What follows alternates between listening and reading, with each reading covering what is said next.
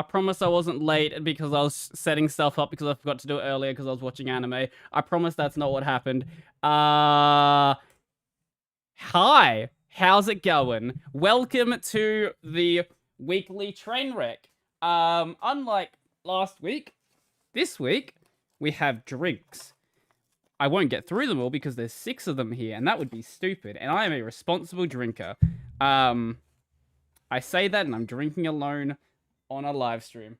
So ignore that part. But apart from that, let's just pretend like I'm responsible. How's everyone doing? 6:30 a.m. You lush? Lush as in like the sex toy? Or is there some other meaning of lush that I do not know about? Yes. Anyway, I need to update my my Twitch. Just chatting, that's it. Yeah. Or we can put ourselves in like the hot tub section. That works out, I guess. Lush equals drunk. Ah. I have never heard that one before. Let's see. Everything seems like it should be functioning. Yes. Anyway, today's drink of choice is Summersby Pear. They're very good, and they're cheap, so we're drinking them. I haven't had them in a while. No, I don't want to see 2 previews of my face. There we go. Thank you. Hide that one. Now we're good. Seems like either YouTube is giving us nonsense statistics or nobody is here tonight. I'm not sure which one is correct, but we're gonna run with it anyway. How is the people who are actually here doing? I think everyone who's here has been here for like one of these streams before anyway, so I don't think I really need to explain it. Basically, we're gonna go through my feed and we're gonna look for things that are worth talking about on a video. And my guess is most stuff not worth talking about on a video because Reddit. And there is a lot of what's the nice way to put it? Garbage. A lot of garbage on Reddit. So nobody's here. Nobody's here. I'm leaving and turning the lights out. I can turn the lights out now. Like I could just be like, wow. Actually, it's still really bright in here because I've got like 4 other lights in here. It's just less bright. There we go. I don't know how dark that actually got. Actually, I'm gonna have a look at the preview. Wait. Yeah, that's still not bad. And I don't feel like turning the other lights out. I could turn more lights on. I've still got like my overhead that I could turn off if I really wanted to. Usually people start streaming in afterwards anyway, but we'll just go with it as it is. Let's see what actually is going on. Can you make a spooky flashlight soon? I do have. Wait, give me 1 second. I don't know if the batteries are dead or not. Let's find out. Okay, the batteries are dead. I have a pink pocket flashlight right here.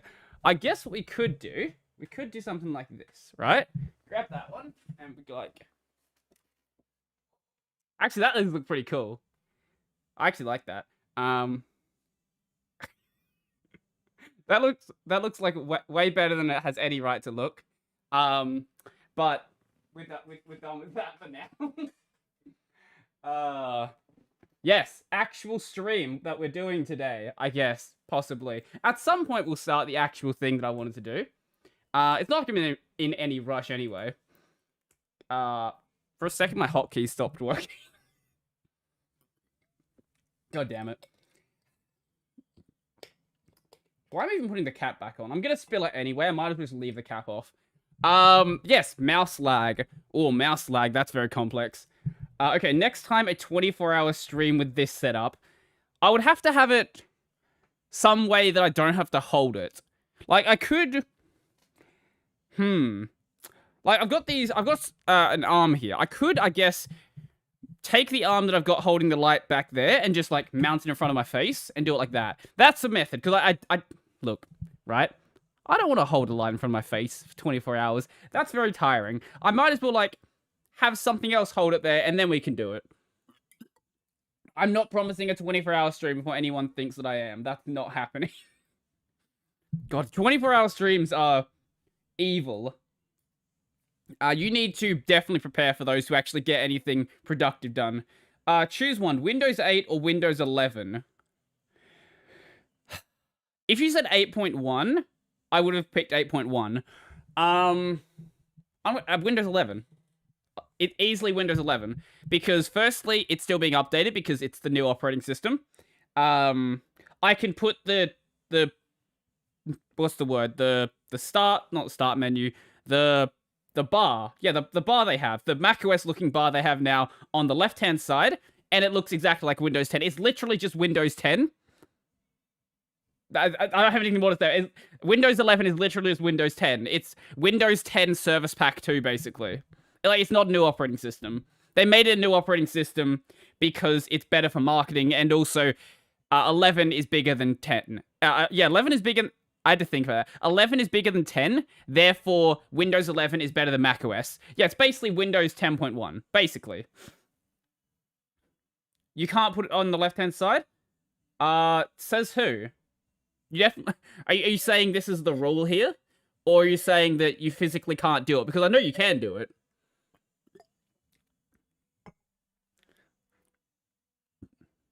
Imagine paying money just to move menu. Oh yeah, also, because it's part of the customization, you do have to activate the operating system. Like how you can't like change the wallpaper unless you activate it. That's part of that as well.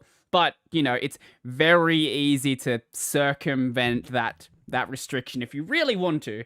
The Curious Case of CVE 2020 14381. Is this the one that Kenny talked about? I don't know. Every CVE in my head sounds exactly the same. You can also put it on the left-hand side. You just need a monitor with pivot. That's a good point. Yes.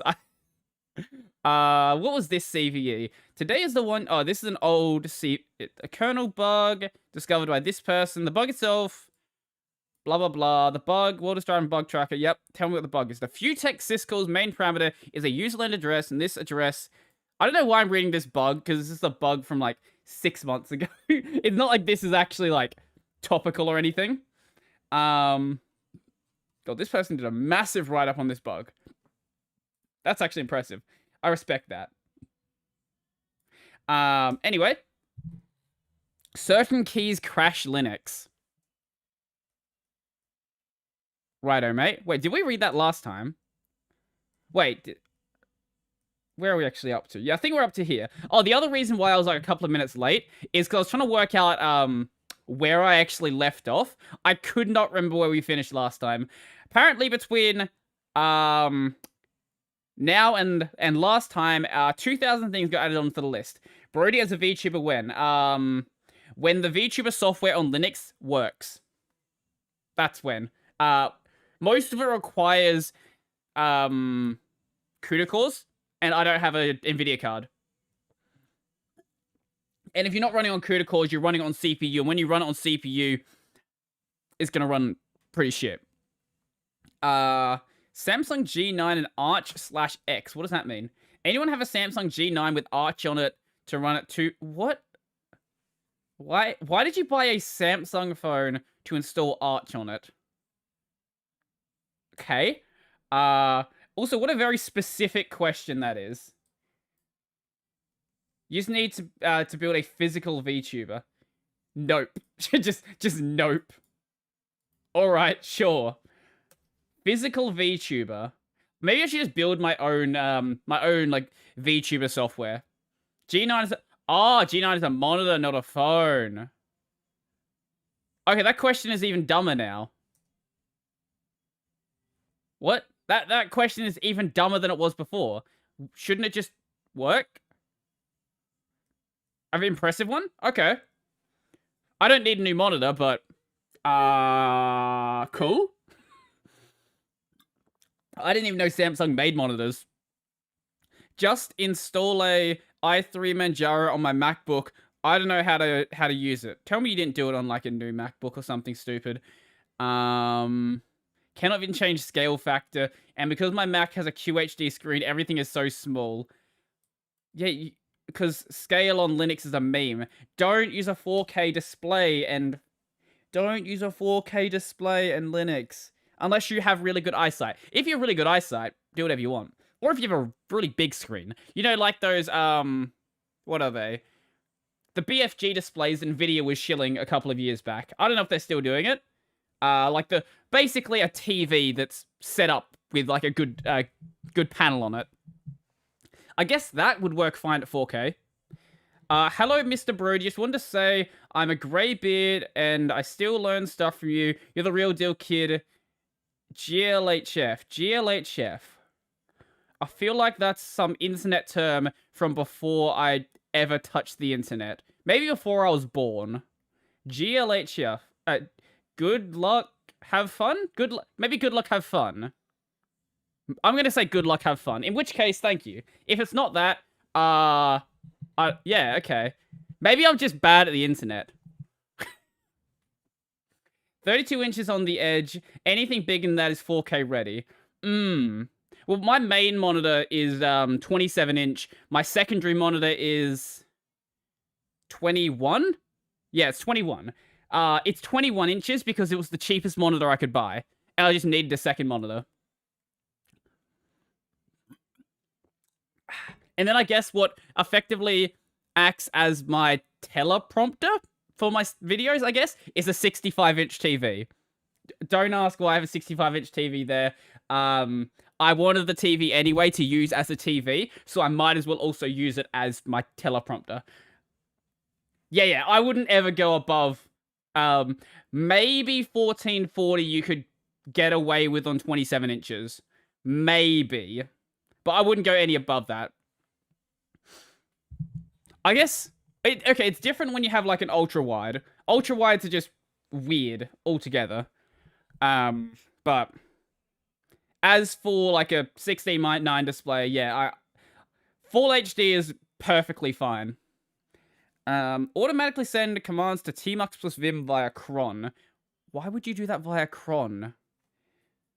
If Wayland was a bit better, then there wouldn't be any problems with monitors. Does Wayland fix the scaling issue? You like to watch Sky News on 65-inch. We have to be more specific. Do you mean Sky News Australia or Sky News, like, global? Because they are very different organizations, and I don't watch Sky News anyway. I don't watch Boomer News. How to restore this icons back to normal that appear as a white paper that have a red X on. What are you saying? What are these words that are coming? Oh, nope, that's just got deleted. Okay. Scaling's much better on Wayland. Ah, okay. AU, of course. Yeah, no. Sky News AU is they're a amusing bunch. If you want good comedy, I recommend them. That is something else I should add into my Nightbot. This is Newsboat. This is a terminal RSS feed reader. I've basically taken the RSS feeds for these subreddits and then just stuck them into my RSS reader. I think I end up saying this on every single episode I do of this. I really should just put it into Nightbot. That probably will just make it much easier. How to add Python extensions to Albert. What in the world is Albert? Albert, the keyboard launcher. What is Albert? What is Albert? I'm gonna find this out. Albert keyboard launcher. Okay, let's find out. A fast and flexible keyboard launcher. What is a keyboard launcher? Albert is a unified, efficient and efficient access to your machine. I feel like that is not grammatically correct. That's fine. Technically is a keyboard... Stop saying keyboard launcher. What is a keyboard launcher? I'm guessing this is some sort of like... Yeah, it looks like an app launcher, but you could also like search your browser and stuff. Huh. So it's sort of like the way that that Finder and stuff... No, Finder doesn't work like that. Yeah, it's the way that... Does it... Wait, actually, maybe it does work like that on macOS now. I haven't used macOS since the days of Snow Leopard. But I know that this is how it is handled on Android, for example, and on Windows with like the Windows start menu thing. It looks like a UI launcher or U launcher. I think that U launcher. I'm guessing that's a thing called U launcher. Oh, it looks like U launcher. Oh, there actually is a thing called U launcher. I guess I can add this to my list. I'll take a look at it. I've literally never heard the term keyboard launcher before. I'm guessing it's just... I guess it makes sense. It's not a thing you normally have in a window manager. I forgot what it's called. I'm not even halfway through this drink and I'm already forgetting words. Keyboard launcher. There's another application called U launcher. Okay. Add U launcher? Okay, cool. We'll do that as well. Is that also a keyboard launcher or whatever we're going to be calling them? U launcher. Okay, cool. As I've said before, like I've only been using I've really only been using Linux for like 2 or so years. There's a lot of stuff out there that I just have never really come across. This is why if you look at the comment section, if someone says something like a recent comment I got was saying how the version of Firefox for Android doesn't actually work very well. I've never used that before, so I was like, okay, well, what are the problems with it? This is why I ask those sort of questions. It's not that I'm just trying to, like, boost up engagement in the comments. That obviously is a part of it. But I'm actually just genuinely interested in these parts of, like, the FOSS and the Linux and just tech in general that I've never bothered to explore myself. I use Wox on oh, there's one for Windows as well. Okay. I've used uLauncher to make XFC look like macOS. So it's like a Finder sort of application. Keyboard launcher could be virtual keyboard launcher. Uh-huh. uLauncher is right, okay. Okay, now we're on this. Right, now I get where we're going. I have seen people do stuff like this with Rofi. Partner up for learning. Tiny status line scroll bar. What does that mean? What are the... It's a Vim thing. Uh-huh. What are we doing here? Okay. Oh, it's just a thing on your thing that... Why? It just shows you how far in the document you are, I guess. That's neat. Sure, okay. I don't think I can do an entire video on this as a scroll bar. I'm sure someone could, but... Actually, I guess I could. If we go back to, like, my old style, where I made, like, 15-minute videos on nothing, I guess I could do it then. Hello, everyone. Hope you're doing well. I am doing well. I just want to share the Discord server for people who search for learning partners. You can join server to find a partner for learning different programming languages or any topics you're interested in. Here is the link to the server. Why are you shilling your server? Albert is removed from the Arch repo because of the license. What? I didn't pay attention to the license. Let's find out. Wait, I closed it. Albert keyboard launcher. What is the license? Is it going to be some like weird esoteric license? They don't have a license listed here. What is the problem with the... Oh yeah, I forgot to put the music on. Thank you. Thank you for that. I completely forgot. I need to update this this playlist. There's a bunch of stuff I want to add into it. They just never got around to actually doing. So thank you. This is why you occasionally listen to your chat. Don't listen to chat too often because, you know, I have had people troll me in, especially when I was playing, what was the RPG I was playing ages ago? The tech-based one, that I forgot to ever go back to. By the way, what's a Zoomer? A Zoomer is, people born from, Brodie, jump off a cliff, Brodie? No, I'm not gonna do that. That's a bad idea. It's a generation. Is it 90s to 2010? Something like that. Late mid-90s to 2005. I don't remember the exact area. Someone tell me what the exact generational region for a zoomer is. I'm sure someone is gonna just know the number off their head. Do you even have cliffs? I live up in the hills. So yes. Have you tried out fetchy? No. What difference between boomer and zoomer? When they were born. Do you mean a meme difference or like actual generational difference? Because the terms have gotten like a different... They've got a different usage depending on whether you're using them like in the internet meaning of the term and like the actual generational meaning. Because if you're using it as like the internet usage, it's sort of like a mindset, I guess. Fetchy. Is this a GitHub, a Neo, why did I say GitHub? NeoFetch-like application. Late 90s to early 2010s. Thank you. Now, which fetchy are we talking about? I found 5 applications called fetchy. Can you tell me the author on GitHub or GitLab or wherever it is that the application is stored? Because people like to name their applications the exact same thing, apparently. Which is not helpful. Boomer is somewhere after World War II. Don't forget about the Kumas.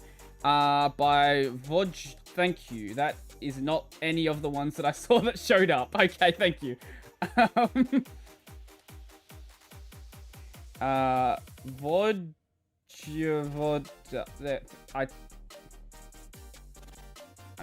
Yes, that one, I presume. On GitLab. Oh, it's a fetch-like application. I think I saw this on r/Linux? I think r/Linux I saw this on. I'll put it on the list, I guess. I can't say no to more fetch applications. I don't know if I'll ever cover it, because it looks very p-fetchy. And I've actually got a video on p-fetch coming very soon. Brodie, quick quiz. Do you know what Sugan... Stop. No. This is a D's nuts joke. I know this is a D's nuts joke. You're not gonna get me this time.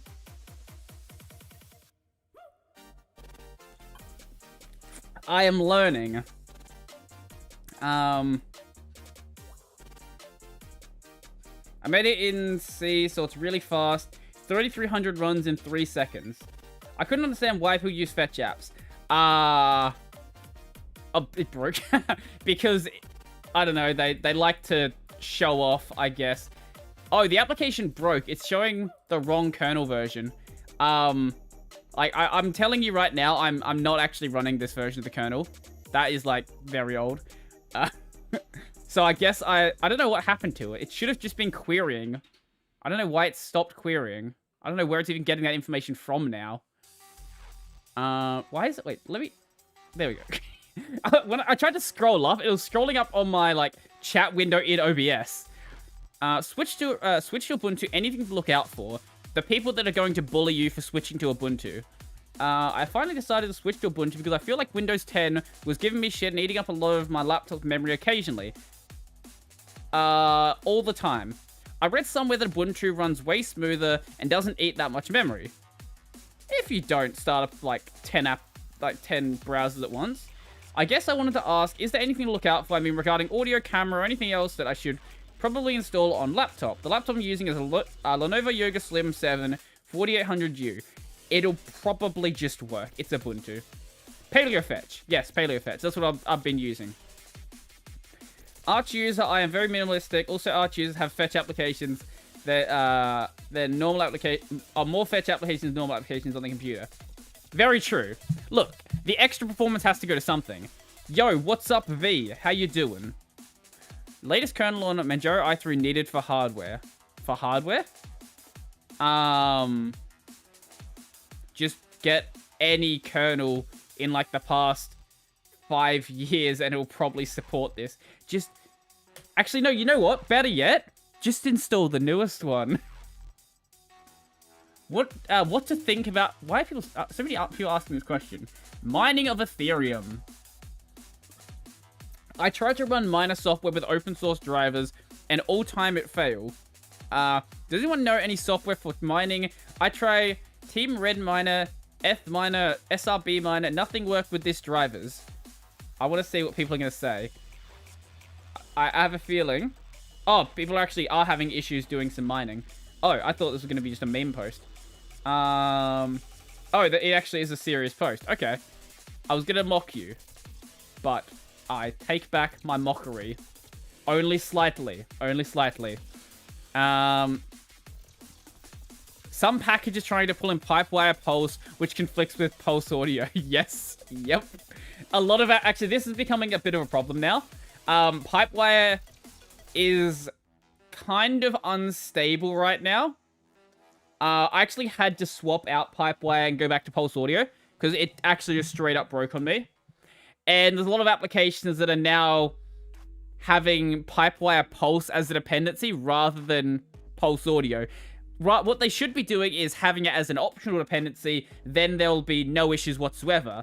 But because of what they're doing now, there are some problems that are starting to appear, and this problem is only going to get worse as distros like Ubuntu and Fedora are shipping with it as a default.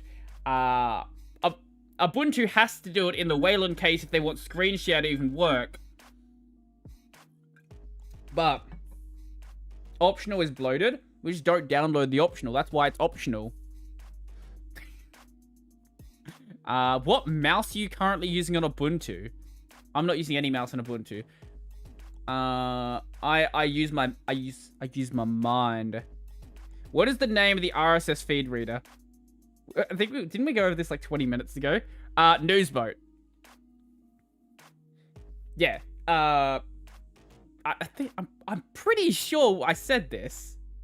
I don't know. Maybe I forgot to say it. I think someone in chat said it though. I don't know. Updated and now crypt won't lock. Oh yeah, for anyone who cares, I guess. My mouse is a Logitech G305 Lightspeed in horrible baby blue. Because I ordered the black one and they sent me the baby blue version because Amazon is shit. But they sent me the right mouse. So I'm like, I don't really care to return it. And now I just have this ugly baby blue mouse. I'm using Rat Poison. No need to use any distro or that distro tubey thingy he bought for the whole family. Upper left corner? Upper left corner. Upper left corner? That is... Wait, does it work if I do it from here? I wonder. Will that work? No, that's not going to work. Oh, wait, no, is it clock? What is the command I set it to be? I don't... That should work. Maybe Nightbot's not even here yet. I don't know. Maybe Nightbot just never joined the stream. Ah, there we go. It is working. Cool. Thank you, Nightbot. Right now, I'm using a $1 mouse that I got for free from my father. Is it $1 or is it free? Those are not the same thing. Or you're saying that your father paid $1 for it. In which case, I want to know what the hell this mouse is. Turn computer off, then on, and Ubuntu stopped loading. Windows 11. You can't just write in random commands. They're not gonna work like that. I think there is a help command though. I think. I can't be certain. Wait, where did that open? Oh, the window I have right here. Let's see, what did you do? Okay, we see a black screen. We see an Asus logo. We see an ASRock logo. Uh-huh. We see a pink screen. Right? And we see a black screen. Uh-huh. I think you got a problem, mate. Where is Luke Smith? We need him against Win 11. Windows 11 sucks. My potato PC doesn't support TPM 2.0. Windows 11... I think the one big difference that actually does happen with Windows 11. The only thing that makes it a different operating system is Windows 11, at least, I haven't looked further into it, but at least with the pre-release version, there was no 32-bit binary, and there was still a 32-bit version of Windows 10, but they've just killed it completely. So, a Lenovo mouse that came free with an old laptop. All right, old laptops used to do that, didn't they? Yeah. Like, you get these, like, really awful mice that you would touch once, and it would, like, crumble in your hands. Windows 11 has more DRM. Does it? That doesn't surprise me. I just haven't looked into that part of it. It makes sense. I know it's also shipping with Xbox Game Pass. Win 11 has Android support and Andbox is still meh. What do you mean it has Android support? I'm not sure what that means. We will make it the free upgrade from Windows 10, but actually only on 2 pieces in the whole world. Did anyone actually buy Windows 10? Like, I haven't paid, or okay, every time I've installed Windows 10, I haven't even bothered to put in a license key. It just works. I don't care that I can't change my wallpaper, things like that. It's fine. It'll let you run Android apps. Huh. Okay, that's cool. Best opinion for sharing a folder of... Best option for sharing a folder of code with other people. What? Have you heard of Git? wait, okay. Hi all, apologize for the beginner question. Also, let me know if this is off topic for this sub. I wanted to have a folder on my desktop of which contents I can share in real time with other co-workers. For example, we would have code in there that one person would change and the other person would see the change file. I don't really need to keep track of changes. What the hell? Wait, you said co-workers? Are you telling me that you're working at a business that has developers and these developers don't know what Git is? Like, I get this guy might be like someone in corporate who doesn't actually know anything about the development side. But are you actually telling me that your developers don't know what Git is? Surely they have to know what that is. There's no way. This can't be real. I'm a Windows user and I would normally use a Google Drive folder for that. I was wondering if there are better options for Ubuntu. I also thought of Git, so you know what GitHub is, but never really used the Surface. Also, I didn't want to keep pushing and pulling, but have changes automatically apply. Why? Why do you want them to be automatic?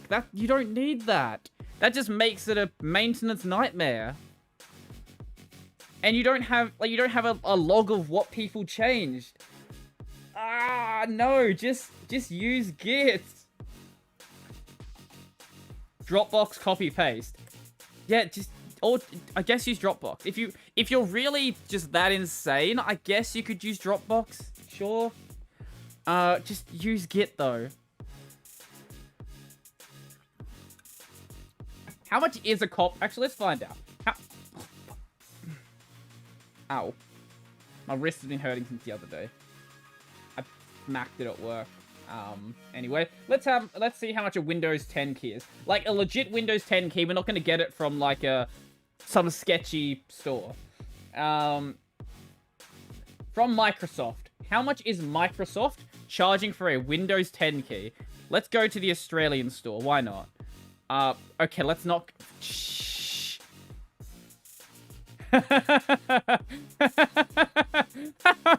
What the hell is this?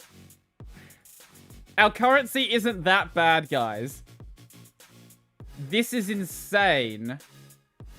Okay, let's go look at the US price. Stay in United States. How the hell do you get from $199... to $199 to $339?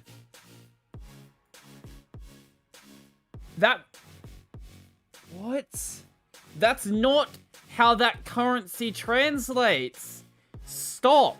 That's not... No, that's entirely wrong. That should be at most...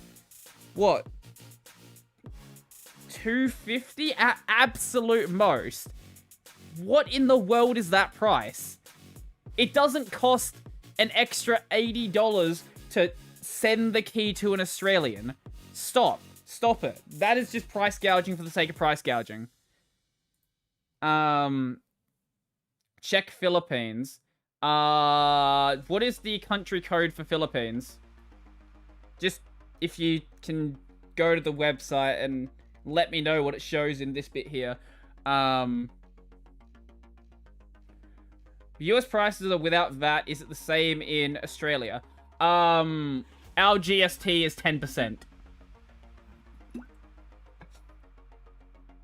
So if I do like ENPH, will that show up? I don't know.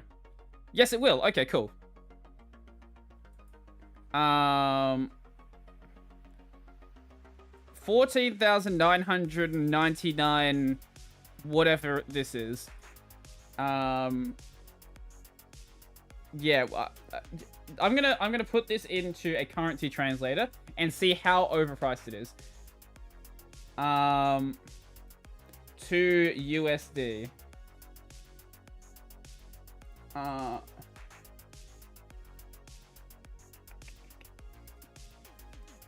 That is way overpriced. It's like $100 more expensive than it should be. Microsoft. It does not cost more money to send a key outside of your country. Stop it. Stop. Oh, I just closed. Okay, now we have to go back to where we were. That's actually just Microsoft price gouging for the sake of price gouging.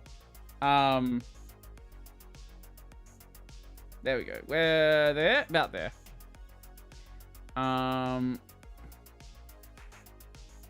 Oh, here. I put the wrong number in. That's dumb. Don't buy...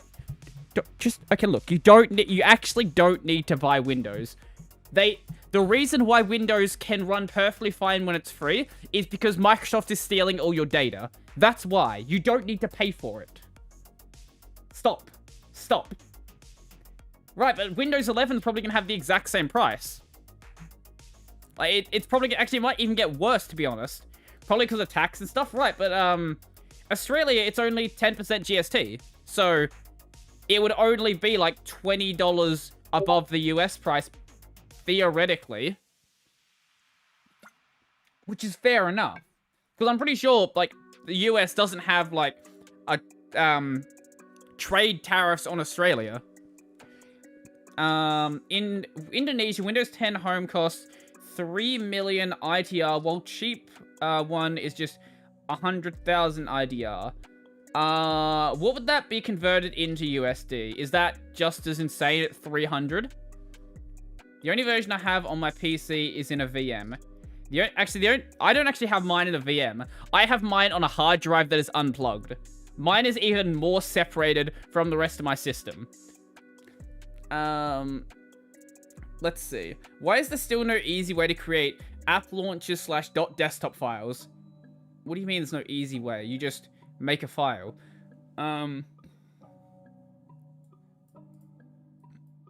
Right.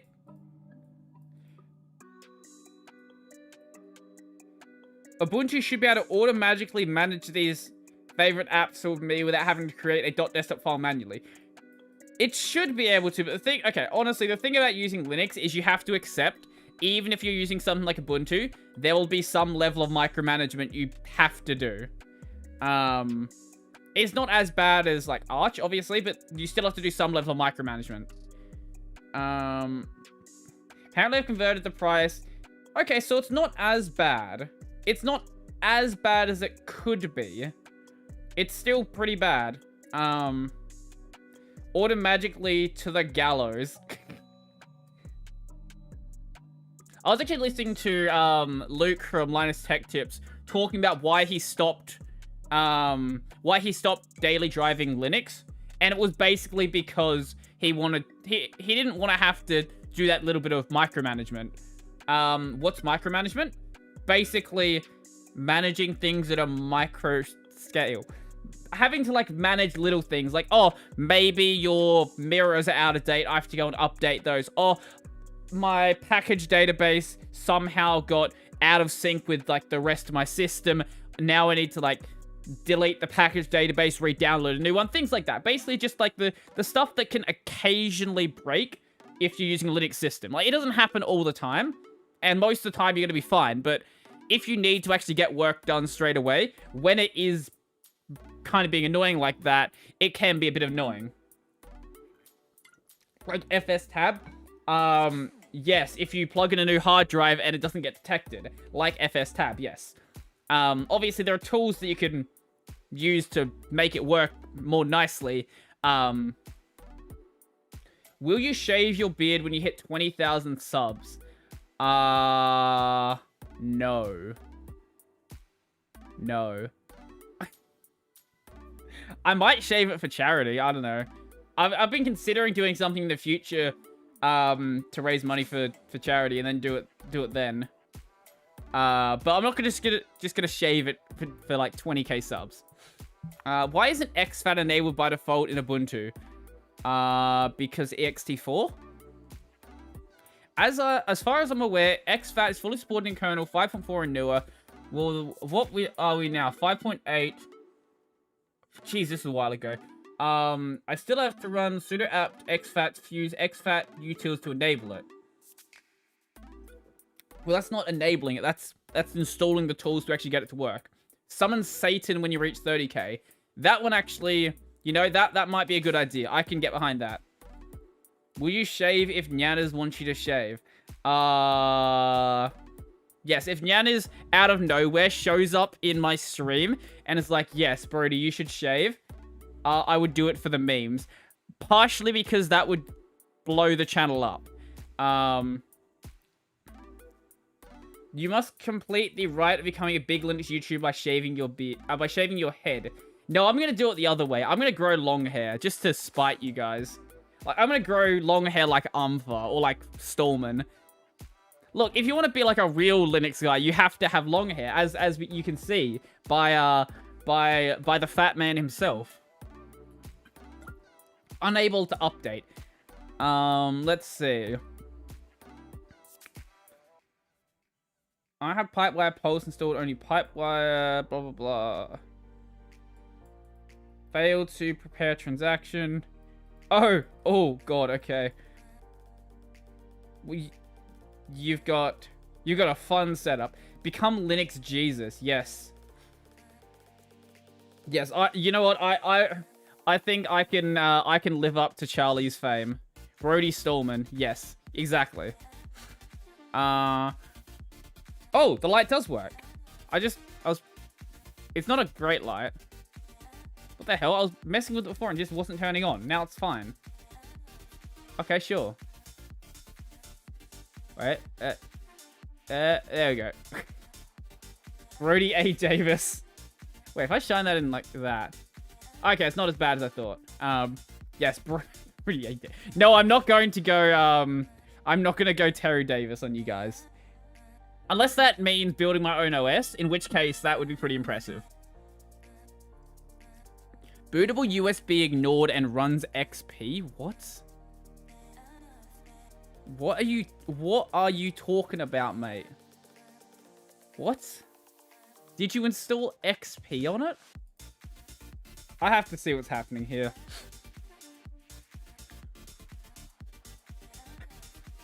What? Why did you put XP on your ISO and then complain? Okay, sure. Someone had trolled him. You're gonna play Tormented Souls. I don't know what that is, but it sounds like fun. Unless you guys are trolling me. Tormented Souls. Nope.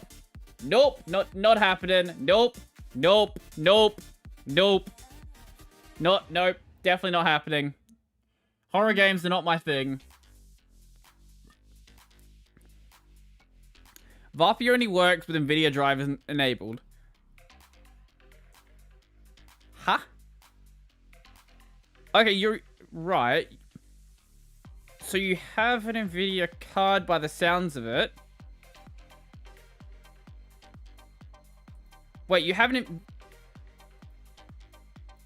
I think it is using your NVIDIA card if it relies on the drivers being there. I don't know. What do you think of Wine HQ in 2021? Isn't that effectively like Proton DB, but for Wine?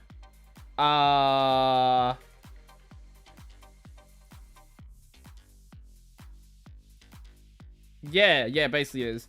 Oh, no, it's just a Wine website. I don't know, it's a website for Wine. Why don't you like horror games? Because I like fun. That's why. I like fun, and I don't like hating the experience. I meant Wine. I think Wine is an amazing application and makes it so gaming just works on Linux without really any difficulty. Obviously, you have issues with, like, you know, applications outside of gaming, because if you need, say, like, webcam permissions or file system permissions, you'll have issues getting that working in Wine. But in the case of gaming, it just makes it so you don't need good binaries on Linux. They just work, which is the state that I want gaming to be in on Linux. Brodie likes being able to sleep at night. Exactly. Yes. No, you need to search for a game, then it shows entries. On the Wine HQ website. Yeah, presumably. That sounds like how it would work. Firefox Vim add-on. There's like 10 of them. Is any particular one better than others? Okay, so what have I missed? Need to take care of my 3-month-old. That sounds far more important than what's going on here. That's... please make sure your 3-month-old is doing good. You didn't miss anything. I'm just slowly making my way through this drink, and we're laughing at Redditors, and people are asking me lots of questions. There's a bad article on Make Use Of that says Linux is worse than Windows. Ooh. Ooh, I like the sound of that. Do you know what the name of the article is? Make Use Of Linux worse than Windows. Is it 10 reasons why Windows is still better than Linux? It's sleep time for it. Okay. Okay. Brodie boy, do you use GPU pass-through? I'm losing my mind while attempting on a laptop with NVIDIA. I have a single GPU, and I play all of my games on Linux. I am definitely not the person to ask about GPU pass-through. I recommend checking out the videos that Mudaha has done where he's setting up a VM. Because Muda knows way, way more than I could ever imagine to know about setting up VMs. I highly recommend checking out his content. The rest of his stuff's good as well, but the VM stuff in particular for this.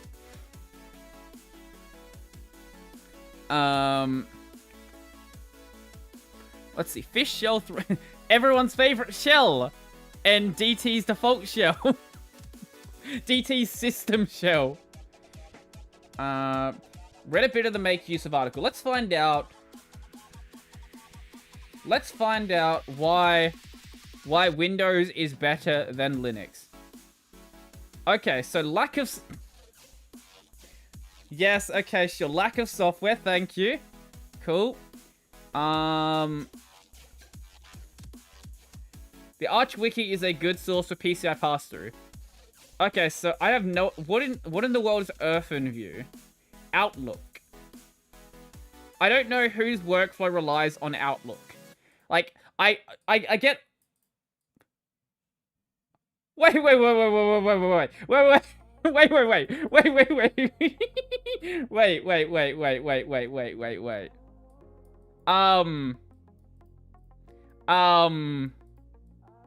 Did anyone research this article? It's an image viewer. Okay, then it literally doesn't matter. Did literally anyone research this article? Okay, sure. Also, yeah, no, I don't know anyone whose workflow relies on Dreamweaver. But sure, if you do, I feel very, very bad for you. Also, yeah, I fully get this, and I fully get these two. 7-zip, like there are applications that will open 7z files on Linux. There are graphical applications for it as well. Not a deal breaker at all. Outlook, literally use any email client. They all work basically the same. Like, Microsoft Office, if you really need it, you can use the web client. The web client, for most things, will work perfectly fine. Photoshop, you're a bit stuck. Final Cut Pro, if you need Final Cut Pro, like your job actually requires you working on Final Cut Pro projects, go buy Mac. Go buy Mac. Just do it. It'll work. Like, just do that. Software updates. Even in case where Linux software is available, it often lags behind its Windows counterpart. What? Wait. What? What? What are you talking about? What? That's just not true at all. Okay, sure. That's literally just not true. I don't know of a single case where that's actually true. Distributions. Okay. Windows 10, you have a couple of versions. There are 600 Linux distributions. Fair enough. Okay, if your complaint is going to be there's too much choice, fair enough. You don't like choice. All good. Funny how an article, why is Windows better? Yeah, that is funny that it does. Is Final Cut? I thought Final Cut was on Windows, it just wasn't very good. Maybe I'm just imagining stuff, but yeah, I know people use it on macOS. Earthenview, yeah, everyone's favorite application. That is like the game breaker. If I don't have Earthenview, I can't use Linux. Bugs. The operating system has bugs, and since Windows transformed Microsoft has transformed Windows 10 to something resembling a perma beta release, right? So you acknowledge the fact that Windows 10 is incredibly buggy. No, the silent majority experience lots of problems. They just don't care because they have to use Windows. Why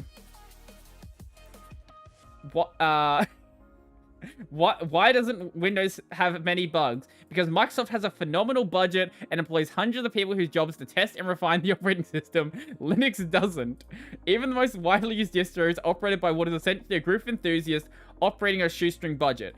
It's almost like distros don't actually matter, and what actually matters is the kernel. How old is it? May 25th. Not May 25th, like 7 years ago. 2021, this was updated. Oh, okay, sure, let's keep going. So Linux is very buggy, as we know. It only has a shoestring budget. For technically skilled people, these bugs are not a problem. They have enough knowledge to self-diagnose and fix the problem themselves. For regular casual users, having to troubleshoot Linux would be a disaster. I'll give you that one. I will give you that one. If you made 77% of the world start using a Linux-based desktop computer tomorrow, we guarantee you'd see infinitely more posts complaining about things not working than you do on Windows. No, actually you wouldn't. Because what would happen is right here. Most people just use their computer and not realize there are problems. That's what would happen. Because most people don't know that there are problems with their computer. Like, if Windows blue screens, they just restart their computer. They don't know what the problem is. They don't really care. It's just like, it's a problem. Support. Okay. This article has to be fake. Like, is make use of, like, the onion of the text space?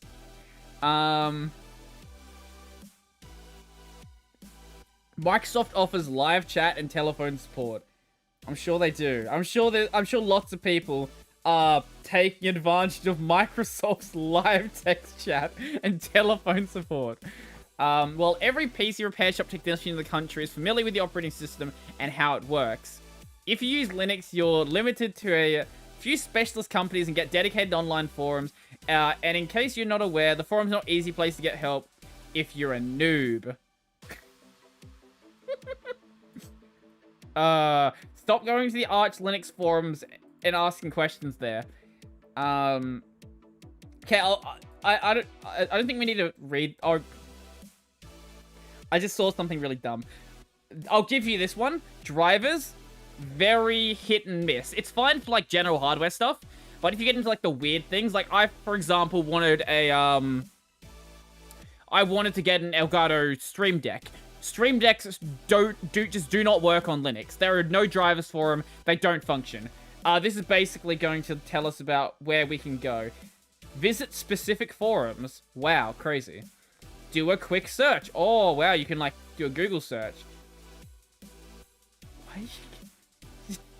Why are you on the Gen 2 forums? Oh, my God. Pick your titles well. Yeah, give a good title to the post you're gonna make.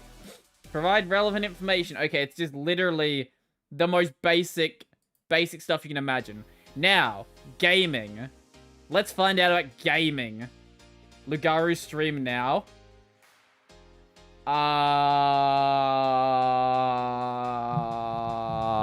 No. We're laughing at dumb articles.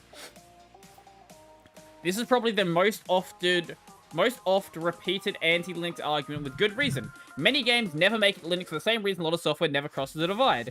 It's not worth the developer's time. Wait, you're gonna pretend like Proton doesn't exist? This was updated in 2021. Steam has been working hard to port games to Linux. No. This article is it is one of the least researched articles that I've ever read. Is this a DistroTube video? A hardcore gamer would find life on Linux insufferable. No, a hardcore gamer would find games to play, because most games just work. Like, what can I say about it? Most things just work. And sure, you're not going to be able to play, like, every game, but you'll find a lot of games that actually just work well. And if the games you want to play don't work well, find other games. There's lots of games out there. There's games coming out every day. A lot of them are really good. A lot of them work. Game on Linux if you want. That's all I have to say about Linux gaming. Fair enough. Also, if you if you want to play everything, just install Windows on a second drive. That's all you need to do. You don't have to run it as your main operating system. You can just have it installed there. Watch Linux Gaming Sucks on YouTube if you want cringe. Is that a Linus Tech Tips video? No, that's not a Linus Tech Tipsy title. Who made that video? Linux Gaming Sucks. Maybe it is. Chad Jackson. Oh, that looks fun. That looks fun. Peripheral. Oh no. Oh no. This is gonna be really dumb, isn't it? I get twice the FPS in Dota on Linux than I do on Windows. Dota 2 is a Source Engine game, isn't it? Source Engine has a Linux native binary. Source Engine is a weird exception where it just works perfectly on Linux. It could not be a Source Engine game, and I'm just imagining it, but I think it's a Source Engine game. Like, it's the reason why Counter-Strike's a bad example. Counter-Strike literally runs on a potato.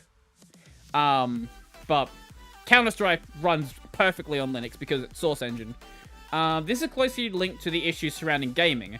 Even if you can get your favorite games up and running... Oh, no. There's a good chance you won't be able to control the action on screen using your existing peripherals. In a best-case situation, a Linux developer will have reverse-engineered support for them. Guys, have you ever used a mouse or a keyboard and it didn't work on Linux? Have you ever done that? Have you ever, I don't know, plugged in a gamepad and it didn't work? My answer's gonna be no, because that's the most stupid. That's the dumbest thing that I've ever read. The peripheral problem also extends way beyond gaming, even something as essential as your Wi-Fi card. Okay, I'll give you that one. Wi-Fi cards are very hit and miss. Because of, right, if you get an Intel-based card, they're fine. But with I had Xbox.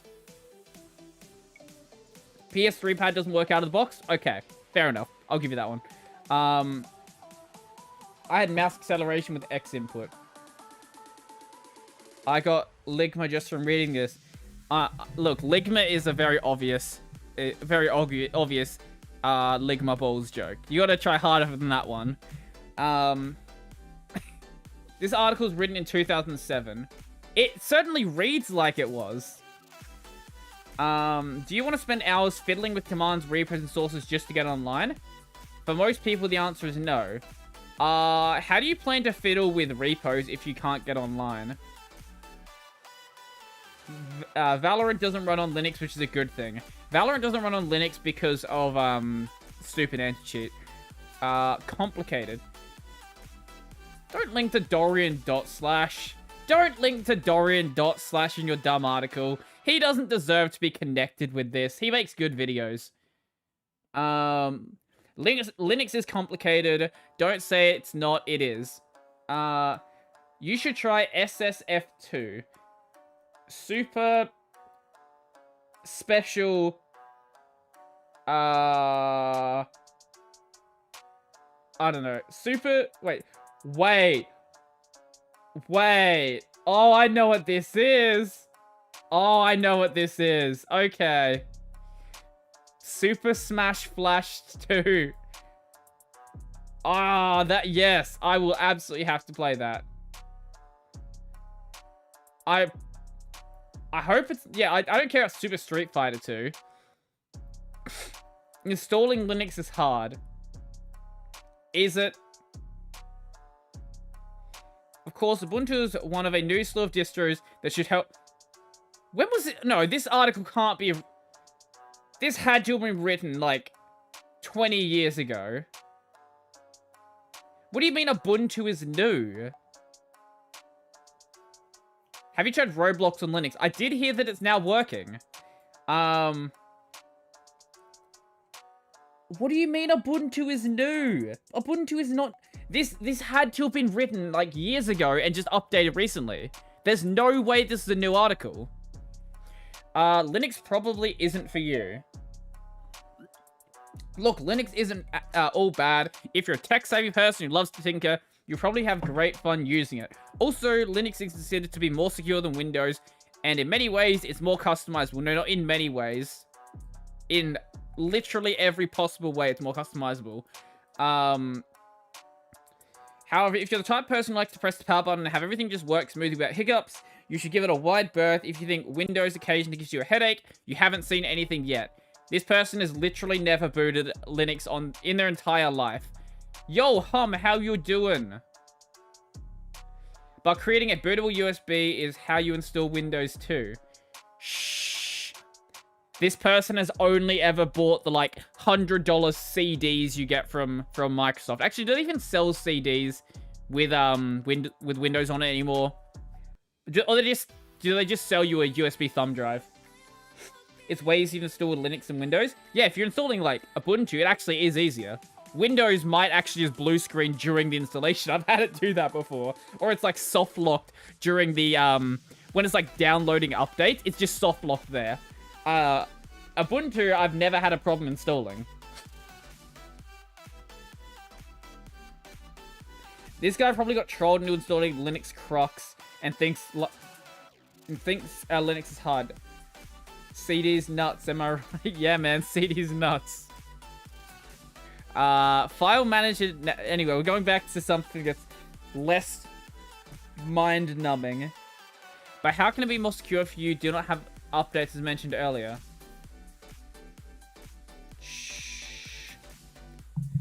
Shh. stop using logic. Stop. This is not a logic. This is a logic-free zone. This is a logic-safe zone. We are safe from logic here. I don't want your logic. I don't want your logic anywhere near me. I give the article funny number out of -5. 69 out of -5. The article's that article's author must be good friends with Tech Lead. Now Tech Lead just talked. I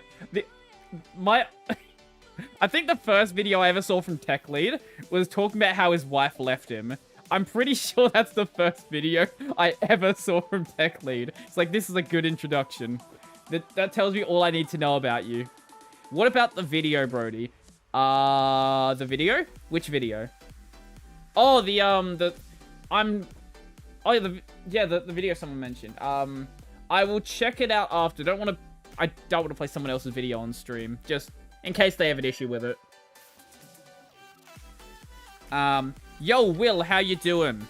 Welcome. You just missed out on me reading an article from 2021 that sounded like it was from 2002 about why Linux is bad. Yeah, my wife left me as a millionaire. Yeah, that's what it was. Cannot zoom in in Ocular. That's always annoying to say. Probably only 8,000 articles left. Yeah, look, we're never gonna finish. But we will make progress. As I've said, like, I've said this multiple times in the past, like, I just have this big list now, and I'm so far behind that I'll just never catch up. Oh, was it Tech Lead's video? No, it wasn't Tech Lead's video, but it did read like a Tech Lead video. How to download a subreddit using wget. What? What? As a programmer, the Tech Lead is cringe. I think Tech Lead's a fun guy. I don't like his videos, but I think he's a fun guy. Entertaining stream as always. Well, that's because you guys are here and giving me stuff to bounce off of. And all of that sappy nonsense. I haven't had enough to drink to start being that sappy. I used to think he was being sarcastic, but he just kept getting worse. It was Linux gaming sucks. Yeah, it was. As I said, I don't particularly want to play an entirety of someone else's video on stream. But I will definitely have to watch it in my spare time. Personal certificate management on Linux.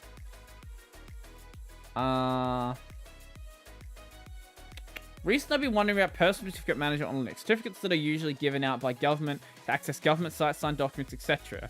I've googled around and couldn't really find a solution for this.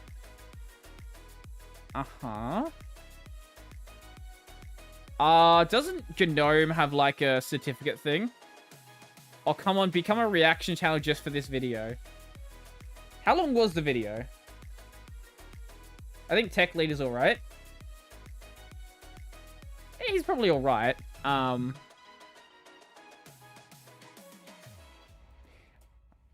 Watch the video and cut it out later. It's 12.5 minutes long. Also, I'm not going to play the ad. No.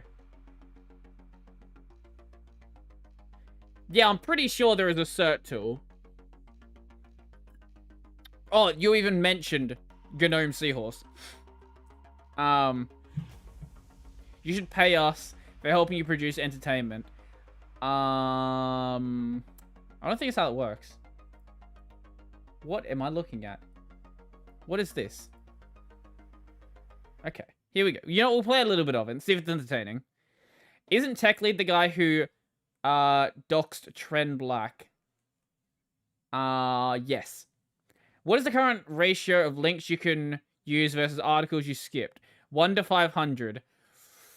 It's probably more like 1 to 200. But yeah, not many. Linux is the best gaming platform to ever exist, and it's... Let's see. Linux is the best gaming platform to ever exist, and it's superior to Windows. I'm sorry. I can't even say that for 2 seconds with a straight face. In reality, Linux is the absolute worst platform to play games, period. It's worse than Macintosh, it's worse than Windows, it's worse than consoles. You're even better off playing games on a... Oh, he's stuck in 2006, isn't he? He's stuck in 2006 thinking that consoles are just bad. Okay, cool. Mobile phone. No, if you're a PC gamer and you play games on Linux, you're not part of no master race, you're just a straight up clown. And in this video, we're going to talk about why Linux is the worst gaming platform ever. Are we going to do that? I guess before we get into why Linux is a terrible platform for gaming, we need to talk about what Linux is. Okay, we don't care what Linux is. While Linux is a group of different operating systems, so there are several... Okay, you're already wrong. Several of them, like Ubuntu, Debian, Mint to it, and I don't care what Linux is. The holes in and vulnerabilities to try to hack into people. Wait, what was that? And are also less used, so there's less of an incentive for hackers to learn that operating system. Okay, yeah, fair enough. Saying Linux is more having secure. that control that you can't get on any other platform, Linux is for you. But if you consider yourself to be a gamer and take gaming seriously in any way... Take gaming seriously? Man, I'm such a serious gamer. Then you should avoid Linux like the plague, because it is the absolute worst platform out of all of them to play games on. And sure, over the years there have been plenty of improvements, but it's still nowhere near. Not even on the... We are 3 minutes into this video. Same league. Yep. Don't skip. He is wrong about much in the beginning. He hasn't said anything the first 3 minutes, though. To it, anyone can theoretically create their own distro for Linux and customize their entire experience. They could choose what to install, what not to install, compared to Windows, where Microsoft pretty much dictates what you have installed on your computer, and you have mandatory updates. You have all these things that you are forced to do on Windows. But with Linux, you are not forced to do anything. It's the experience is entirely in your hands and in your control, making it the most customizable and the most free platform ever. So if you're someone that's concerned about privacy, if you're concerned about getting your personal... Okay, I'm gonna skip this part. We're gonna find something interesting in this video. One of the more obvious things to look at is the fact that less people are on Linux. Same thing with Macintosh, right? Less people play games on Mac and Linux combined, much less than they do on Windows. So developers are going to dedicate most of their resources on fair Linux. Enough. Yeah, I've already talked about this Proton. Steam, or just play That's a good point. PC. That is a very good point. Thank you. That is subtitles, Brodie. It's playback speed. Thank you. Games in general. Linux has less than 2% of the market share. It's very minuscule. Not a lot of people use it, so developers have no real financial incentive to continue supporting it. Fair enough. But it's actually a lot more than just the amount of users that Linux has that turns developers away from it. It's just the overall complexity of it compared to developing on Windows. Developing games for Windows is so much easier and cost-effective than to develop. What are you saying? On Linux. So here's the thing, okay? And it really all comes down to three letters, which is API, the Application Programming Interface. And if you're not familiar with API, it's essentially what connects your software to your hardware, right? So think of your GPU as the heart, right? And you need blood to flow from your heart to the rest of your body. So your API essentially acts as that bloodstream that goes to the rest of your body, and the rest of your body being the game that you're trying to play. So the API is essential in your system being able to read the GPU and to use that information to take advantage of the power of your GPU and have a good gameplay experience. So think of high resolutions, high frame rates. For the record, like, this was uploaded in 2019. Vulkan, by this point, it was very well established. Just for the record, just so we're on the same page here. Vulkan, that thing that a lot of developers have as their default, it well established. Anyway, all of that is possible because of your system's API. So the thing about Linux and Windows being different operating systems, they use different APIs. Windows mainly uses Direct3D, which is the standard API. Sure, but developers also develop stuff with OpenGL and Vulkan because they're just, especially maybe not OpenGL's case, but Vulkan is just a It gives you a lower level access to the hardware. API for all Windows programs, essentially. Like, Direct3D is how all Windows programs, more or less, are developed. That is the standard across the entire Windows operating system.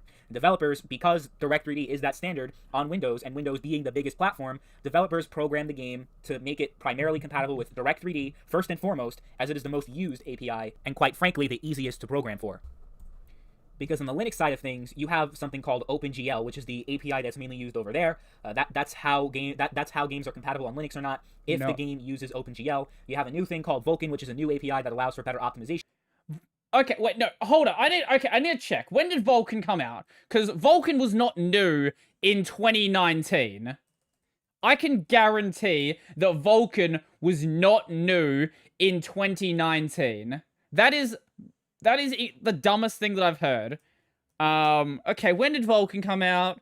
Because Vulkan came out, Vulkan API, stable release. It had been out for 3 years already. Shut up. You have no idea what you're talking about.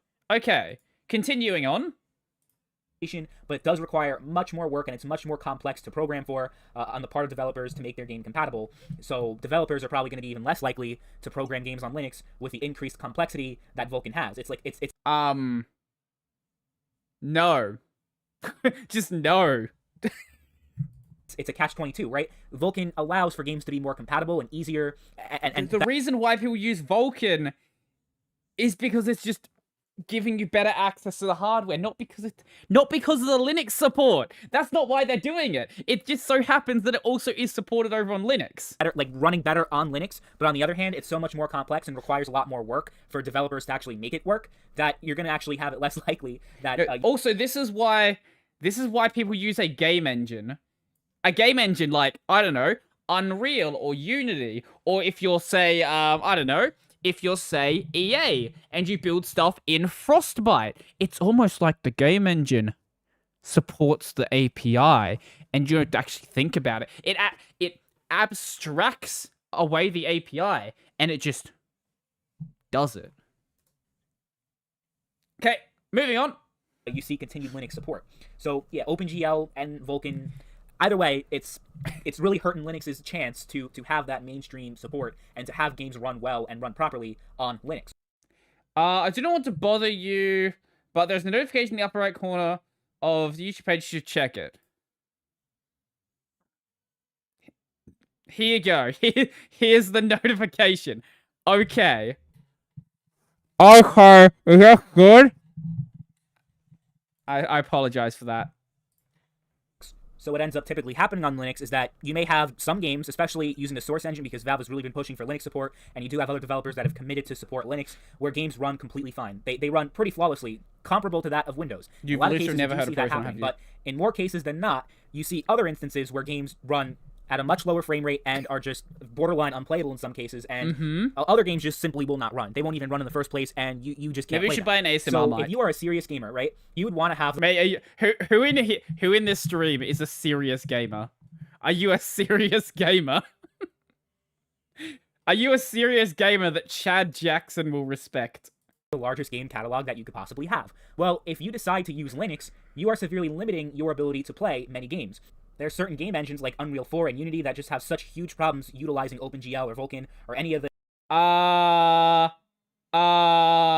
What? Wait, hold on a second. There are certain game engines like Unreal 4 and Unity that just... Did he just say that Unity has problems on Linux? What are you talking about? Literally, what are you talking about? Unreal and Unity literally have Linux binaries. Just have such huge problems utilizing OpenGL or Vulkan or any of the... You can literally make games in those engines on Linux. I don't know. Like, this guy is clearly not a developer and hasn't even gone to the, like, Unreal or Unity websites. Guys that Linux uses compared to Direct3D, so you do have a lot of compatibility problems, and even if you do manage to get those games to run, chances are that those games are going to run at much lower frame rate. Your performance is going to be severely limited compared to if you had the Windows version running, and if you really do consider yourself to be a serious gamer that spends hundreds, maybe even... I'm such a serious gamer, man. Yo, thank you for the $5. Yes, sir. I be serious gamer. I play all the games. Yeah, man. I play literally every game that comes out. And the dislike ratio was 90% to 10%. Even thousands of dollars on GPUs, CPUs, and just upgrading your computer, then Linux doesn't really pay off because you're essentially voluntarily bottlenecking your gaming rig by utilizing an inferior gaming platform. Should I show you the there's a benchmark out there of the new Tomb Raider game where it actually runs quicker on Ubuntu. Let's just forget about that though. That has less compatibility and is much harder to program for, making less games available to you. And even if the games do run, like I said, they're most likely going to have some type of compatibility issues. And sure, you do have several games that do work perfectly and work flawlessly, and in those cases, it's great. Right now we're just watching a lolcow. We're just watching a lolcow tell us how Linux is bad. Great, but more likely than not, you are going to run into some serious problems if you expect to have the same gaming experience on Linux as you would on Windows. So it doesn't really pay off to have to run Linux while you have a over $1,000 gaming build, because your chances are you're not even going to be able to utilize the full power of that rig. And sure, maybe if you're a Bitcoin miner and you need powerful gaming rig, and if you're into other stuff that are not necessarily gaming related, then that may not necessarily apply to you. But if you are serious about playing games first and foremost, while the other things may come second, then gaming on Linux doesn't really make any sense. If you play games very casually, I love what's the word for it? How enthusiastically he says serious gamer. I love it. You know, you just want to play a couple games here and there, but you're not really interested in gaming on a computer, then Linux is fine. I'm not here to argue that the entire Linux platform is terrible. And I wish I could get a $1,000 computer right now. I miss 2019, where GPUs didn't cost $1,000 by themselves. That was a nice time. In all cases, Windows is better than Linux.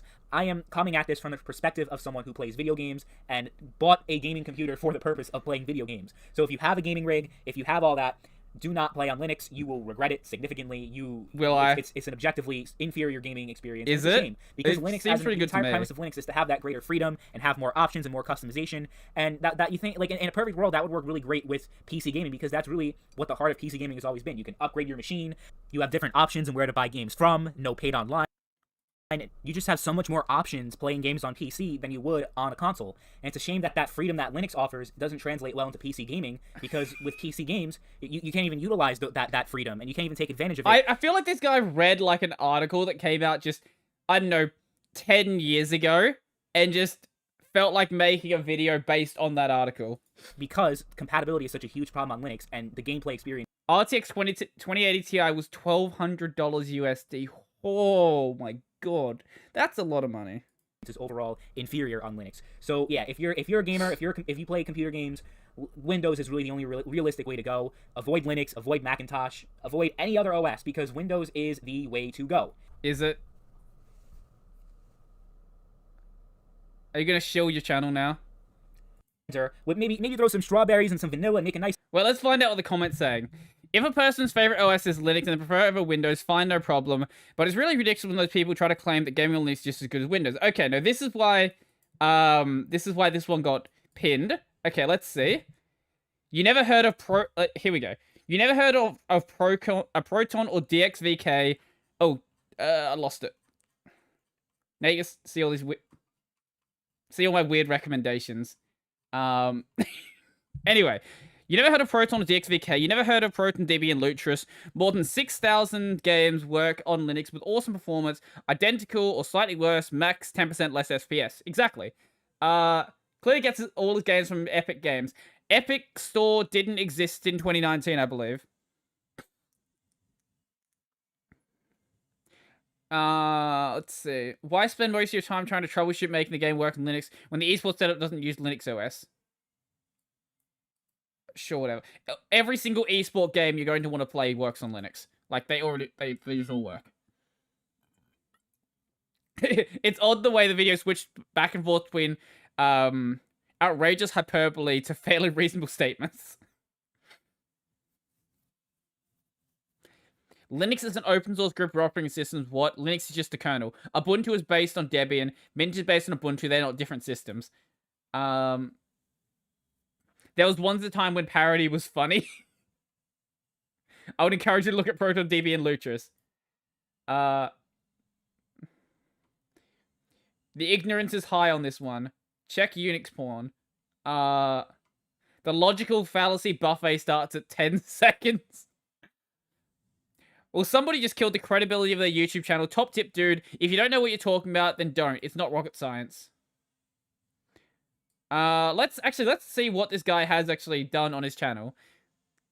Does he actually still make videos?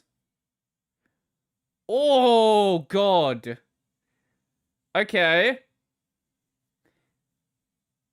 Okay, let's see what videos this guy has. How do you have so many dislikes? Our PC...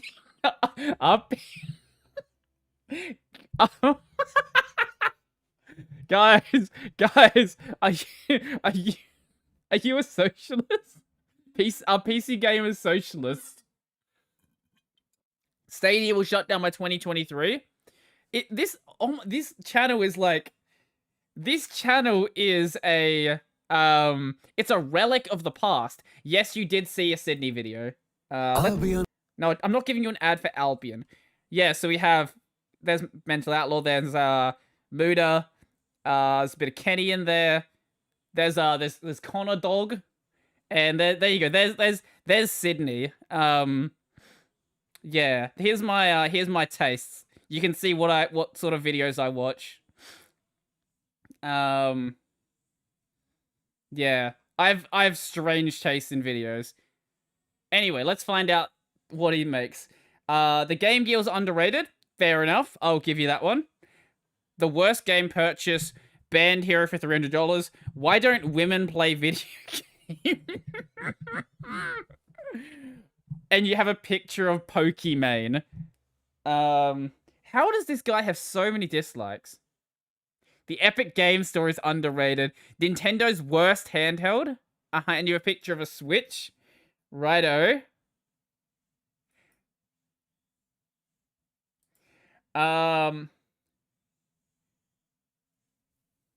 Oh lord, there's that gamer doctor. Yeah, look. What is okay? What is wrong with Dr. K? Dr. K makes absolutely amazing content. I can't. Okay, look, with channel that gets this many dislikes, I'm honestly impressed that he continues it going. Why I prefer Why I love the Epic Games Store.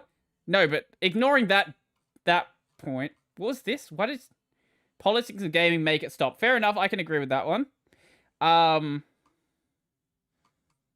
Where'd it go? Wait, where'd it go? HDD. This one. What is this? Why I prefer HDD over SSD.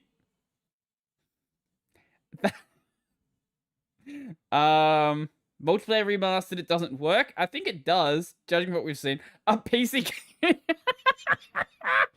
PC gamers are communists, apparently. Okay. Anyway, let's find out what this man's most popular videos are. Sort by most popular. He probably doesn't even look at like dislike. Fair enough, probably. PewDiePie sucks. His fans are also idiots. Sure. Fair enough. Rip Saints Row. How Volition killed it. Okay, I'll give you that one. Saints Row is an amazing series. How to win a PC versus console debate. Consoles are better. Why Blizzard turned Soldier 76 gay. PC gaming sucks, consoles are superior. Oh my god, this... Okay, he made this video when he was an actual child. What am I looking at?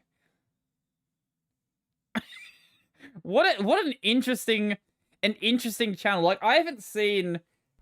Like, he makes gameplay commentary videos. I'm looking at the wrong side. Gameplay commentary videos. Like, the sort of stuff that I watched back in 2006. He talks over gameplay footage. That's just not a thing you see happen anymore. This is actually a relic of the past. This is an amazing channel. I don't know... The PlayStation is gay. Okay, sure. Public... Public wanking is a joke. Get over it. What? Leafy was here. Yeah, fair enough. I'll give you that one. Talking over people who talk over gameplay footage. That is the new strat. PC is cheaper than consoles. Debunked. Debunked. Oh, this is an amazing channel. Okay, look, right? If I had 4,000 subs after 11 years, I probably would have stopped. That's actually rough.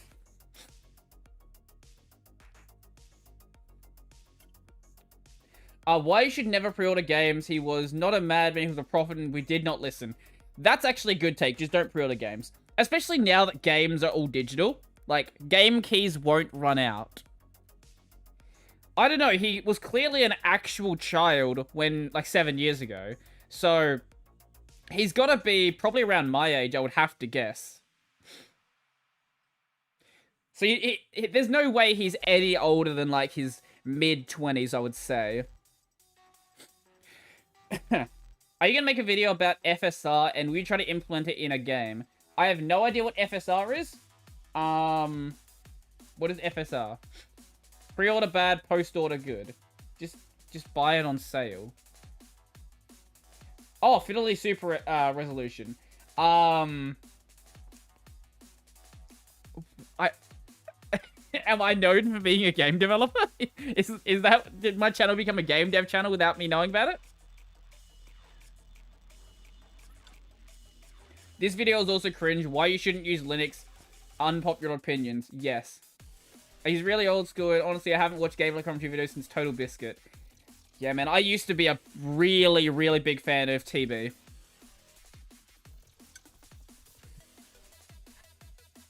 Please don't remind me that Total Biscuit died. That's... Like, I remember that, like, every couple of years. Like, oh, yeah, he did die, didn't he? That's... Because, honestly, his content was amazing. And the podcast he did was amazing as well. Honestly, like, his podcast is part of the reason that I started making my own. Like, that was honestly one of those things that I really enjoyed as a kid.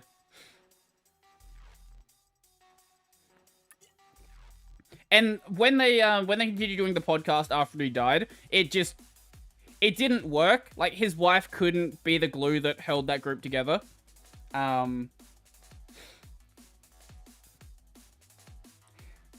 probably laugh at me because you're Australian. Hellish temperatures are normal, however. It recently hit 39 to 40 here. No, I don't like that. That's bad. Jesus, yeah. No, 39 to 40 is bad in Australia as well. Like, if it gets that hot here, like, that's a bad day. It does happen when we have, like, extreme heat waves. Apart from that, yeah, it doesn't. Yeah, we don't usually have it that hot. TB used to tell people to get cancer and die. Oh, the irony. Yeah, there is a bit of irony there, isn't there? I know India gets, like, stupid hot. Yash will tell me occasionally in chat, like, oh yeah, it gets like 40-something degrees. Like, that's dumb. That's dumb. I would just move to a different country if it got that hot. That's just too hot. 42C in Japan is also very hot. 42C anywhere is hot. Alias versus script in /bin. Why are you putting your user scripts in /bin? Would this create an overhead? No, there'll be no overhead. It's fine. Oh, you found a cop. Oh, I bet there's some guys in here who've been using Linux for a very long time. Here's a blast from the past for you. Oh, he didn't have a picture. Oh, no, he did. Here you go. Anyone been using Linux since Ubuntu 9.04 and Mandrake 7.2?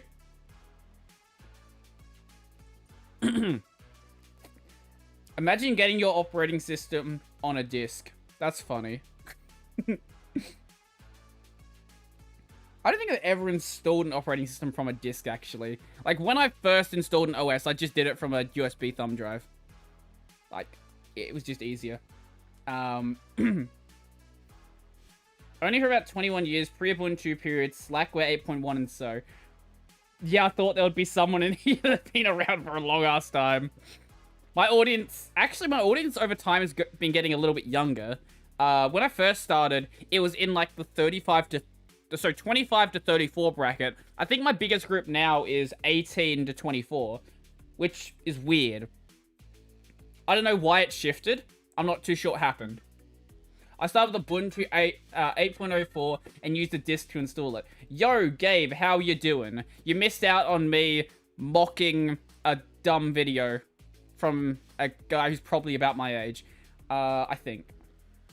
It's the weeb baiting Brodie. The anime's Brodie. Floppy Linux install challenge. What, like modern Linux? How many? Okay,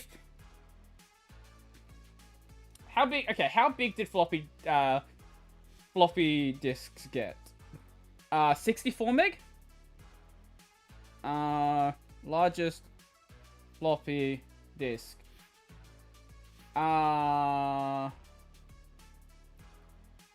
No, much less. No, we're not going back to 70s. No, we don't... Clever... Wait, here you go. Here's a fun one. Look at this. Clever hacker creates first 128 gig 3.5-inch floppy drive. Puts an SD card in it. Lovely. That's a hack. That's not... That's a hack. We're not gonna count that. 3 meg. Okay. How big or how many floppy disks would you actually need if you wanted to install Arch? Someone do the maths for me. How big is the Arch ISO?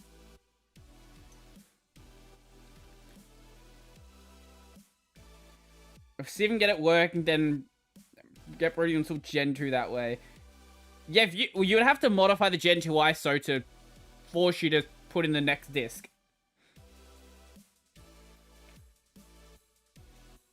760 megabytes. What? So, a lot. A lot is the answer. Like, enough to go to my ceiling, probably. Yeah, easily enough to go to my ceiling, I reckon.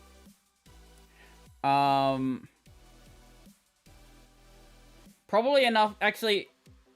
Yeah, how big, what floppy disk size are we actually going with? Because we have to pick a standard to make this work. We can't go like differing standards, otherwise it makes it harder to modify the ISO.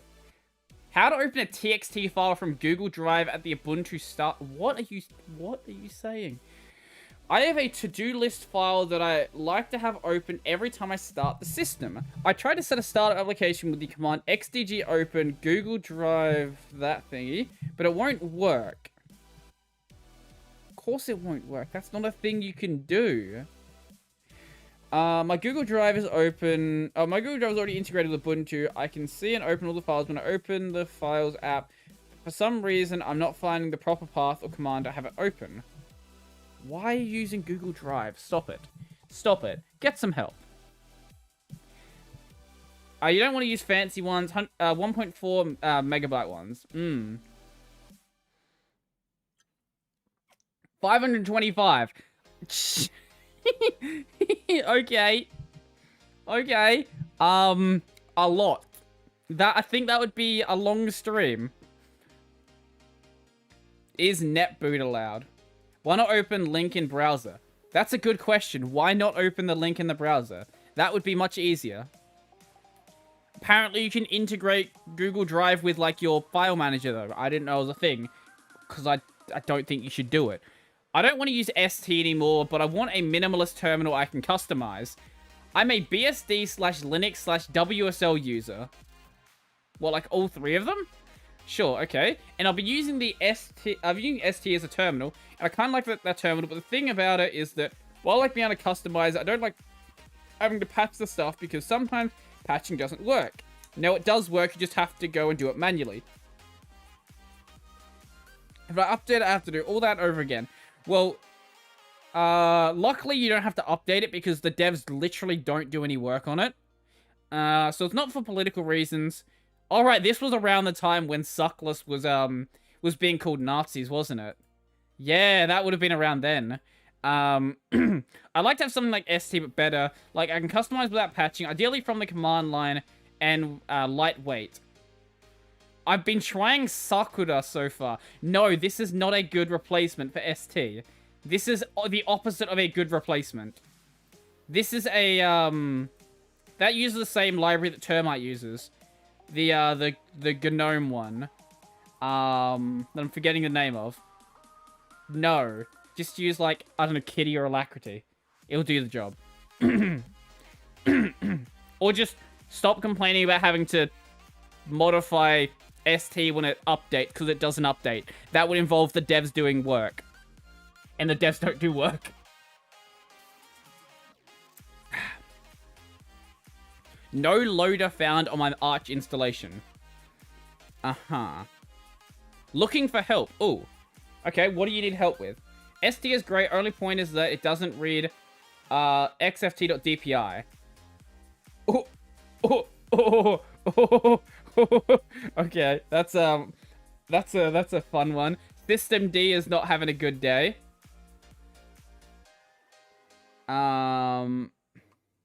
Brodie, do you have an opinion on Roblox working on Wine after 5 years? I think the Wine devs do an absolutely fantastic job, and they don't get enough credit for what they do. I don't play Roblox myself. I'm not a 10-year-old, but I guess there are people who care. And that's awesome that it finally started working. I use ST on my laptop because Alacrity doesn't support my GPU. Good point. I've had people constantly... Every time I mention the word Alacrity in a video, someone's like, but my GPU doesn't work with it. Like, there are other terminals. Just download a different terminal. And yeah, it's a fair point. But there are so many terminals you could use that, like, you'll find one that's good. Minimal terminalware added code of feature that no one uses. Wine dev we stan. Please stan the wine devs. If you're gonna stan anyone, stan them. ABC, a command line tool for frictionless C programming. What does that mean? What do you mean? Why does this have upvotes?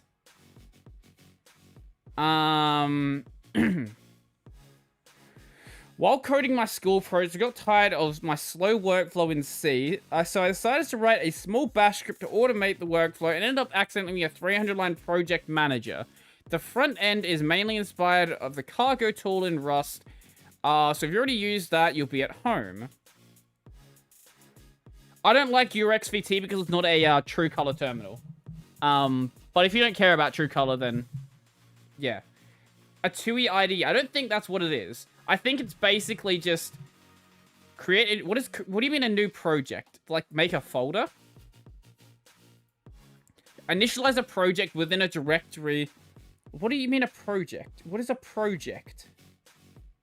Does it like make a file or something? I guess so. I guess that's what it does. Run unit tests with test. Yeah, okay. That's neat.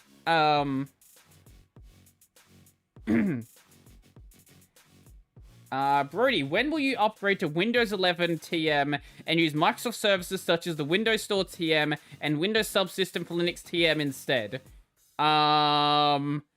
When? What would convince me to switch over to Windows? When I become rich with crypto and I don't care about my channel anymore and I can just...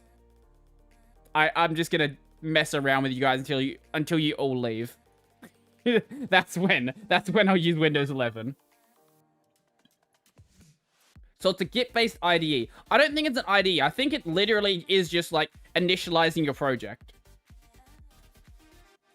Like, and just initializing folders and stuff. I don't think it's like an IDE or anything like that. It takes like the the file menu from an IDE and puts it into like a bash script, I guess. Clang are better than IDE. Just Clang. You don't need any of like the development tools, just Clang by itself. If Windows becomes open source. Yeah, you know what? If Windows goes open source, then I'll use it. Yeah, I guess that's what it's trying to be, but without the package management stuff. How to use default add waiter shell. Alright, I forgot the GNOME calls the graphical environment a shell. That was so confusing when I first started using Linux, because my lecturer also talked about shells as like the graphical environment, which is not what it is. Please, GNOME devs, stop calling your graphical environment a shell. Yeah, I guess it's like Create React app. Yeah. Yeah, GNOME devs, I officially ban you from referring to your GUI as a shell. Stop doing that. It's very confusing. When Windows lets you assign keybinds without a hack solution, I really don't know why Windows still forces you to actually use like, what's the hotkey thing called? Someone who uses Windows will know what it's called. The one that everyone uses on Windows. Auto hotkey, thank you. Yes. Oh yeah, there's a really funny clip out there about with I guess a Microsoft PR person talking about how Windows 11 allows you to snap windows more than any other operating system on the planet. More than... Actually, I'll see if I can find the clip. Actually. No, I think it was something like none other operating system allows you to snap windows as much as Windows 11. Let's see if I can find it. Someone sent it on the Discord. Where is it? There are so many videos sent on this Discord. It was only there it is. Found it.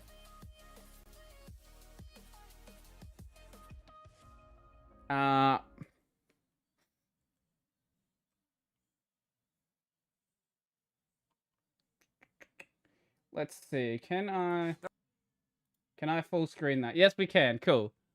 Okay, here we go. I found it. It's Mr. Linus, man. There are more useful changes, of course. Snap layouts let you quickly and easily tile windows in different orientations, similar to how the Fancy Zone's Power Toy works today, except it's significantly more user-friendly and significantly less configurable. Microsoft says that nobody else lets you do that with this many windows. Nobody else lets you do this. And that ended up being one of the biggest revelations of the presentation. Linux has apparently been renamed to Nobody Else OS.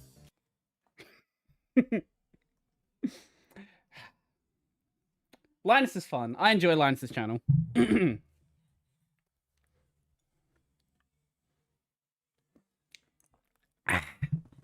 Alcohol. Oh yeah, right. The window manager on Windows is called DWM.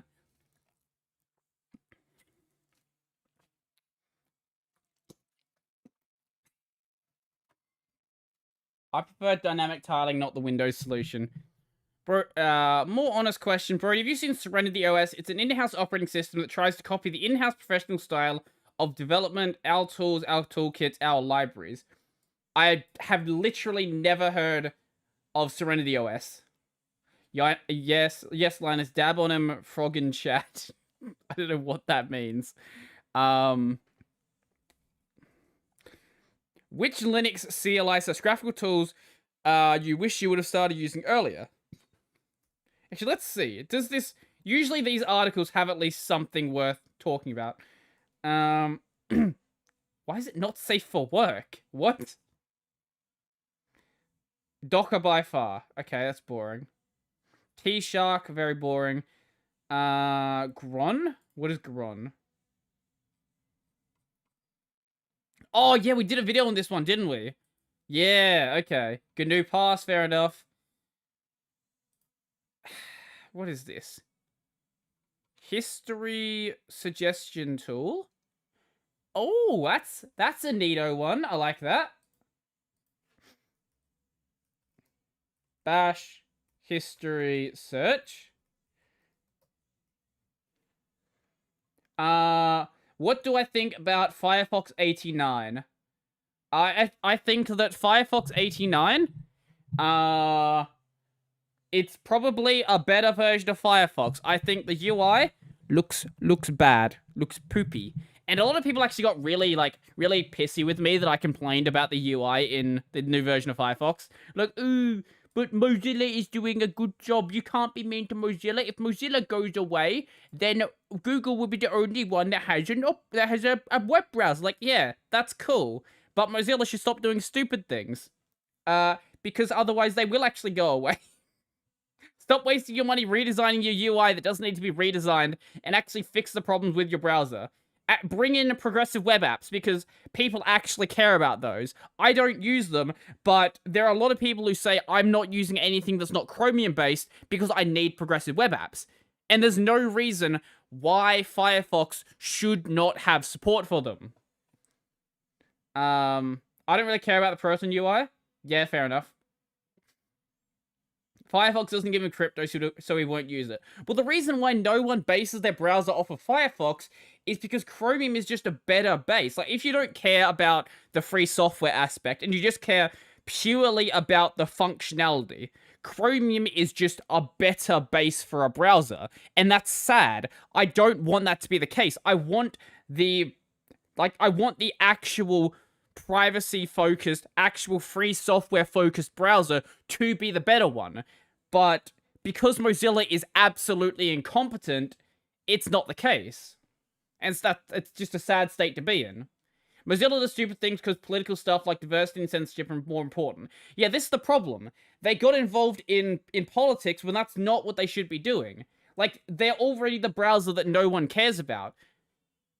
Focus on making your tool a better tool. All you need to do. Wayland. Yes, sure, Wayland.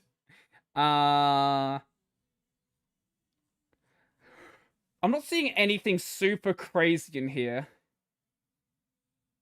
Progressive web apps are one thing. Progressive web apps is just a big thing. Chromium does tend to have less. Web browsers in general are a mess, but Chromium does tend to be slightly lighter in the memory usage aspect. Those honestly by themselves are just enough. Plus the fact that Google's actually adding things into their into the engine, or into the, I guess, the Chromium browser that actually people care about. Yeah. Many projects die because of the political climate of Western world. Okay, look. They're both pretty awful. They're both really, really awful. But like, if you actually want something light, go use WebKit. But from my experience, I find Chromium to be lighter. It might just be my, like, how I'm running it.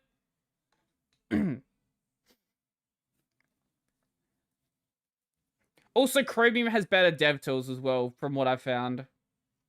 But that's not important for, like, the regular people. As I said, I don't want this to be the case. I want Firefox to be the better browser. But Mozilla is incompetent. And they keep wasting money, giving their executives pay rises until, like, my conspiracy theory is that Firefox, or that Mozilla is basically just a way for the board to launder money. That's basically my idea. But even so, Mozilla is a Google sub-brand effectively.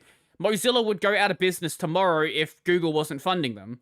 Because the reason why they have any money is because Mozilla has I think it's is it 500 or 300? It's either 500 or 300 million dollar contract to have Google search as the default search in Firefox. And if Google stopped doing that, then Mozilla goes out of business because they're bleeding money without it.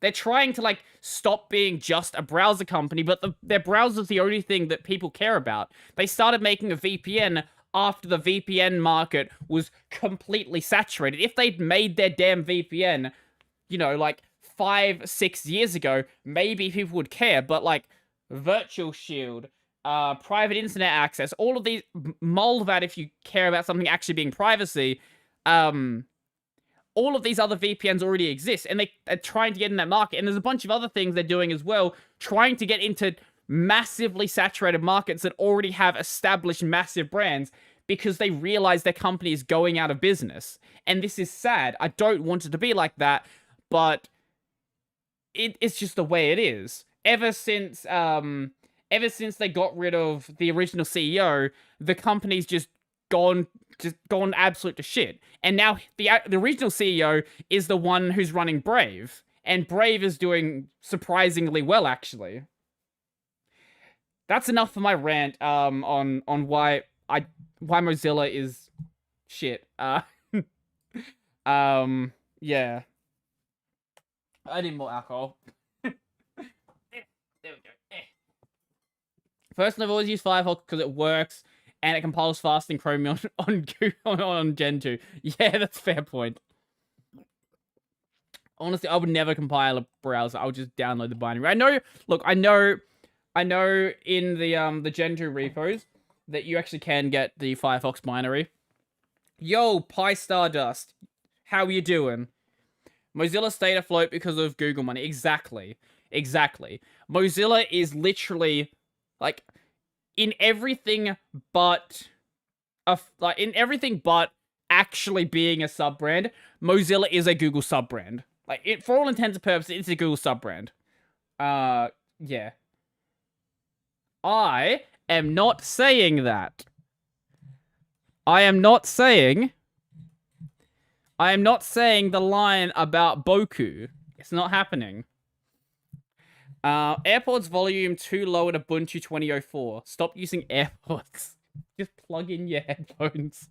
Firefox the only player that the only player that plays that format my uni uses, no other reason. What the hell weird archaic format does your uni use that only works in Firefox?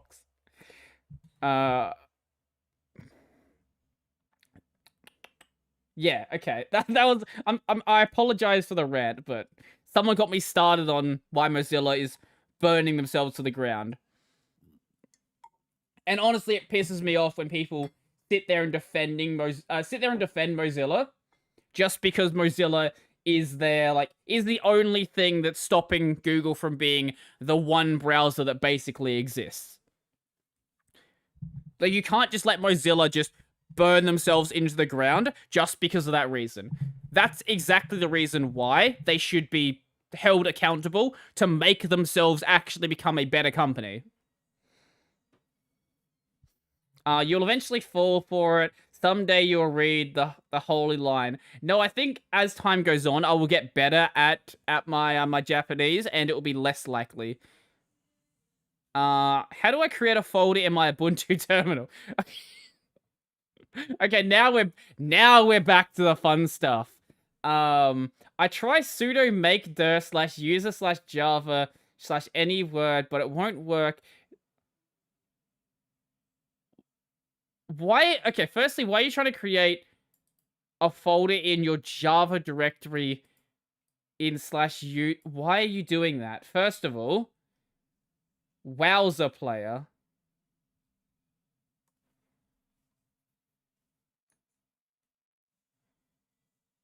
What? What do you mean nano? What do you mean nano? I've never heard of this program.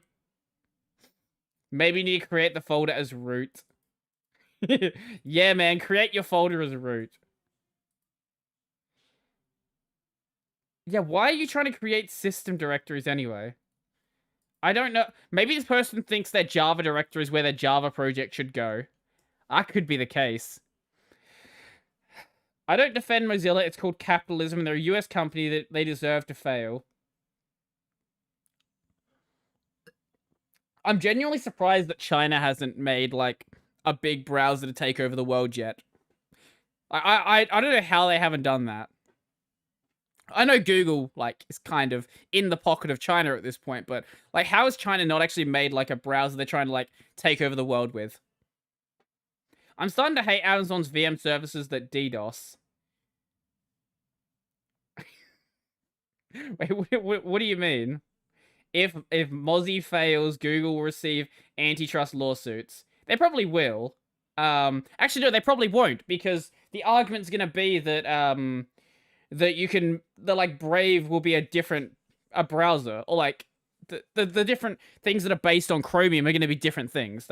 Or the other thing would be that, maybe that would actually convince Apple to go and, maybe Google would pay Apple to release a version of Safari on other operating systems. Actually, I could see that. That would be cheaper than a lawsuit. So pay Apple, like, I don't know, $100 million, something like that, to just release Safari on Windows and on Linux, and then no problem whatsoever. But hey, it's the... Oh yeah, Opera gaming browser. I love Opera GX. That's such a dumb browser. Why VirtualBox shortcut doesn't appear? Is macOS equal Is macOS equal premium Linux? I bought Mac and saw interface is so similar to Linux. What Mac did you buy? It is 180-degree different than Windows. I bought Mac, not everything looking how it OS looks. Just wanted to get rid of Windows. We had in school Linux, so it was so similar. So is the macOS? So is the macOS a premium Linux? Hashtag everything better than Windows. Okay. Sure. Wait, did Safari used to be on Windows? I actually didn't know that. I literally had no idea.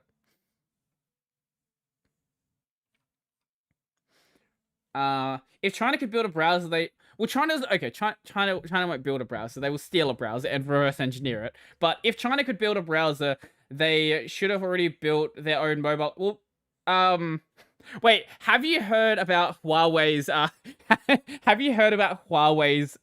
operating system, because they're not allowed to use Android anymore? They literally forked Android, and they called it something they made themselves. They didn't even change some of the variables, so, like, the build number actually still says the Android version.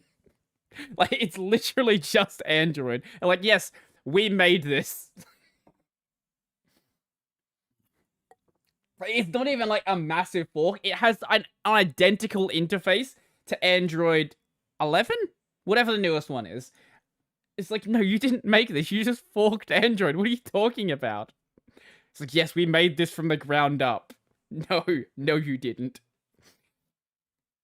Yeah, and I made OBS from the ground up. Of course, yep. Yeah, Safari had a Windows port for a while. Huh. I just assume they're talking about system calls. I always hate it when people talk about the Linux interface. Yeah.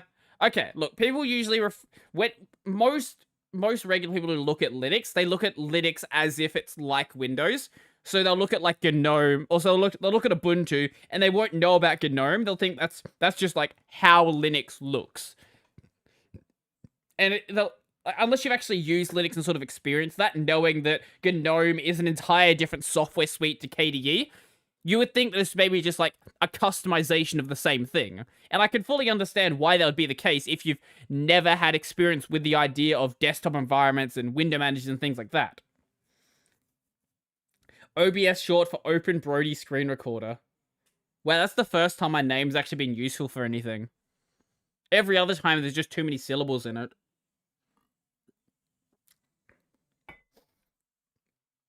Yeah, normally don't understand the concept of desktop environments. Exactly.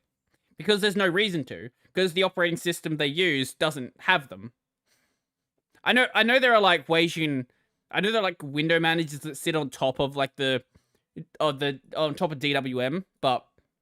I guess we'll call it DWM EXE, just to make it so it's clear. I know there are window managers that sit on top of DWM EXE, but it's not, like, actually replacing it. I'm having a problem with CSGO. Is the problem that you're bad at it? I'm on Ubuntu 2004, and when I open CSGO from Steam, the bottom part is covered, which is where the play button is. Rip. Authenticating onto a WPA enterprise network with certificates. Grub woes. That's a lot of stuff.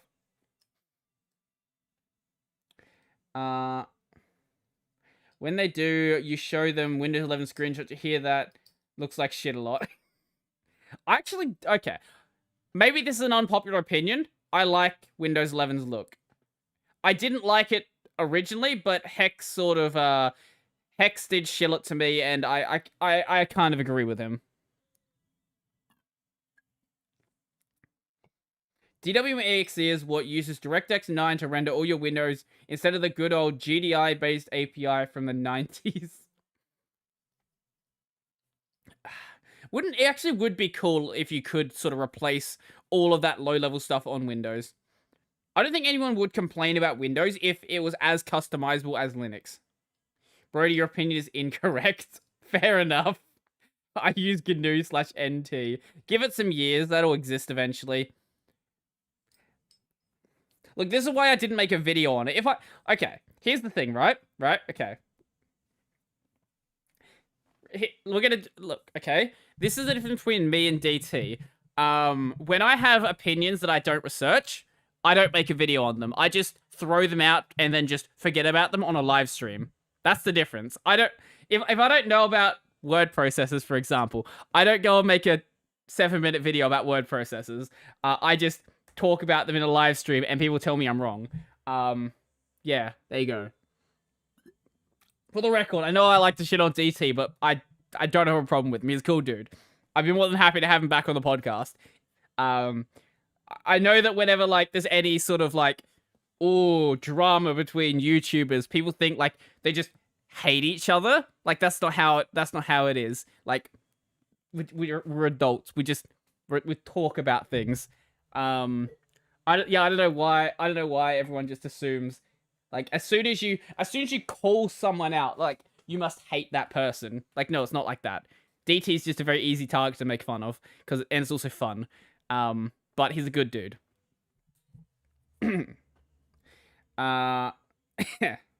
Yes, there you go.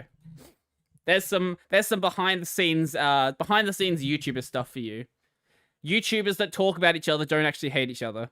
I know, it's crazy. You can talk about each other and be critical of each other without actually thinking the other person is awful. I'm curious how you do those scene transitions. I really need to do my Rice OBS layout. Actually, I can show you. Here we go. Wait, yes? Okay, this is gonna... I apologize for how awful this is going to look. Wait, hopefully this is usably not bad. So I've got this custom transition. This is something you have to actually go and, like, download yourself. So this transition here, can we preview transition? So this is like a transition that I've gone and downloaded and added into OBS, and basically now I can basically use that. As for how I'm doing it, basically in my settings, I've basically got a binding for each of the scenes I want to go to. So I want to go to, like, my ending scene, for example. I can now press, shit. I can now press 3, and that's going to take me to that one. Yeah. You should probably do a few more videos on how you use OBS. Yeah, I've sort of expanded how much you use OBS since, like, I last did a video on it. For example, as you saw right here, I've got my my chat right here. So, like, I don't actually have to have a separate chat window. It's just, like, embedded in OBS, which is really, really useful.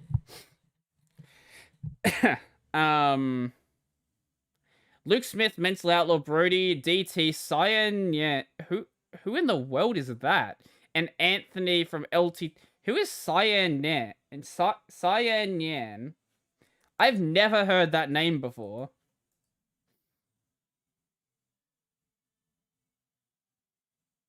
What the hell? No, don't stop. Is this a... What the hell is this? Hold up. Hold up. Wait. A VTuber who installed LFS. Okay, this person, I guess, managed to get the,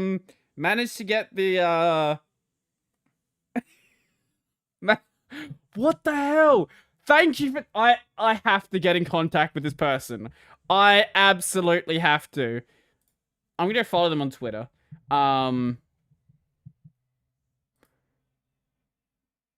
Wait.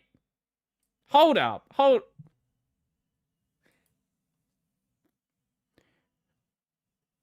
Wait, what the hell? So, not only a VTuber, a female VTuber is I think the only woman who's making Linux videos in the entire world is a VTuber. Because Nixie Pixel doesn't anymore. We already have Baby Wogue doesn't count. Baby Wogue has a stolen avatar. I absolutely have to get this person on the podcast. What the hell? That's amazing. That's amazing. Okay, thank you for telling me about that. I'm not buying that. Voice changer most likely. Open FOSS voice changer. Okay, let's you know what, we'll listen. Let's find out. We will find out. Cause voice changers, honestly. Baby Woke's a guy if I remember. Yeah, probably. Most likely.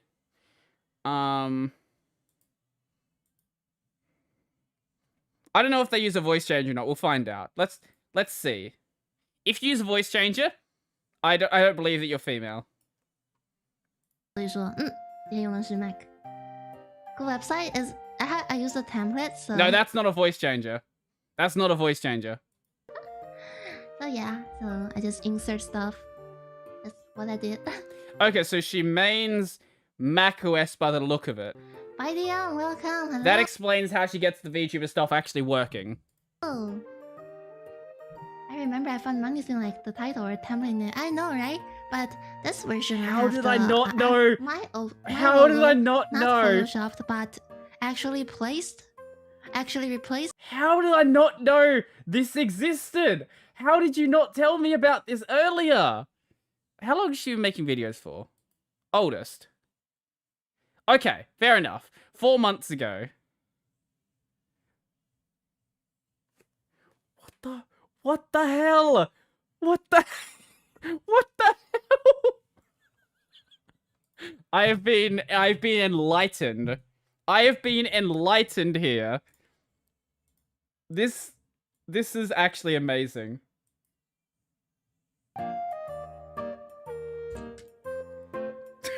just a 4-hour stream doing LFS.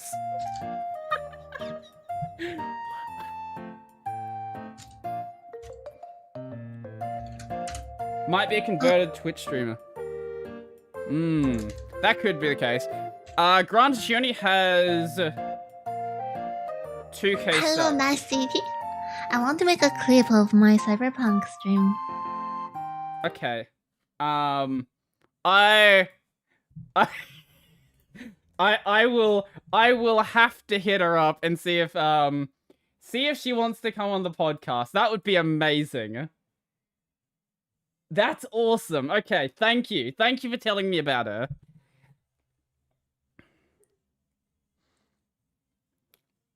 Look, I was not expecting the one Linux VTuber. I honestly was not expecting the one Linux VTuber to also be a female Linux VTuber. That was not what I was expecting. Only 2K subs. We should fix that. Absolutely. Please go and sub.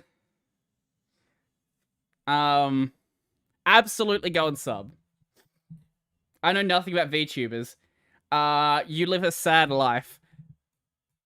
Is that What is that picture? Is that Gabrielle? I think that's I see a blonde. I'm not sure who it is.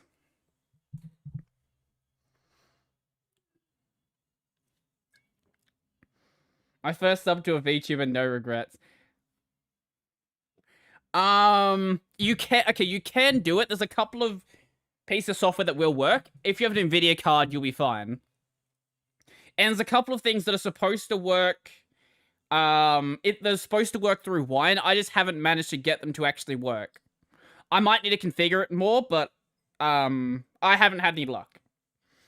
Your other option is do it through Windows and then just capture like the Windows VM or something. Like you could have like a Windows VM there just for the sake of running the VTuber software, capture that screen, and then you'll be probably good to go. Brodie VTuber win. Well, someone's already beat me to the punch, apparently.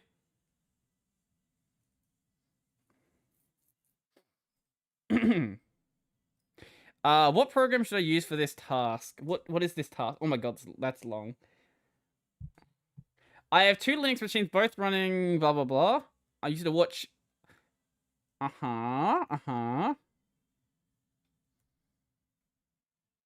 You want to transfer files? Okay, well.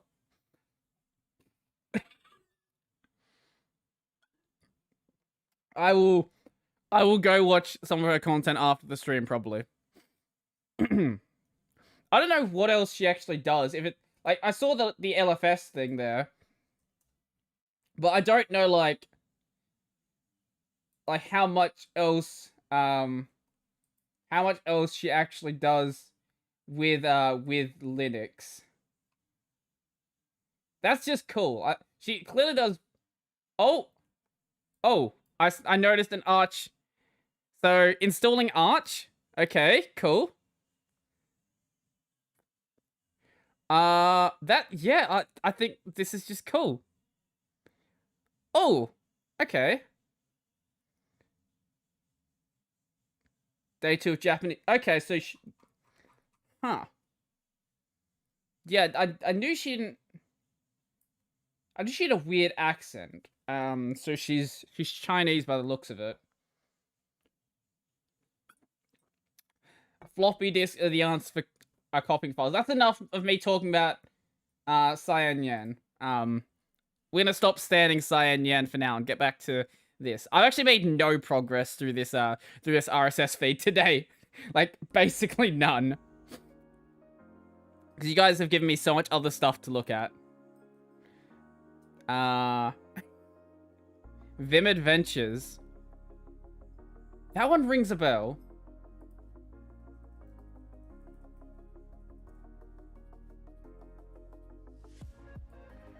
Hey Brodie, we've added playlists, PeerTube, and chronological sorting of videos to YTFCF. Okay, look, right. I would. This is serious time, okay? Serious time, right? I would love to do a video on YTFCF. I would absolutely love to do so. But I don't know what YouTube is going to strike. I have absolutely no idea if that video is just gonna make me not be able to upload for an entire week. I would love to do a video on it. I would absolutely love to do so.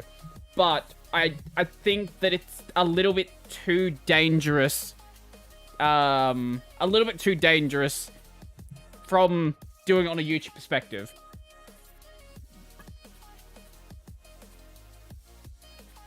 If she's Chinese, you should ask her about the atrocities of the CCP. I'm not going to do that.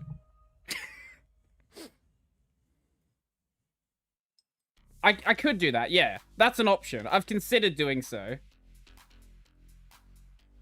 I've absolutely considered it.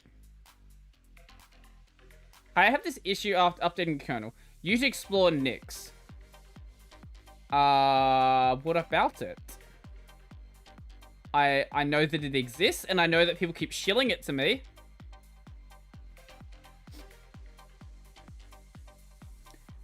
I like YouTube auto suggestions, actually. Generally, they're good for setting you down stupid rabbit holes.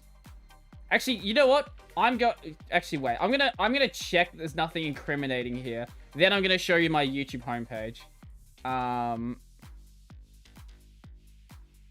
Is there anything incriminating here?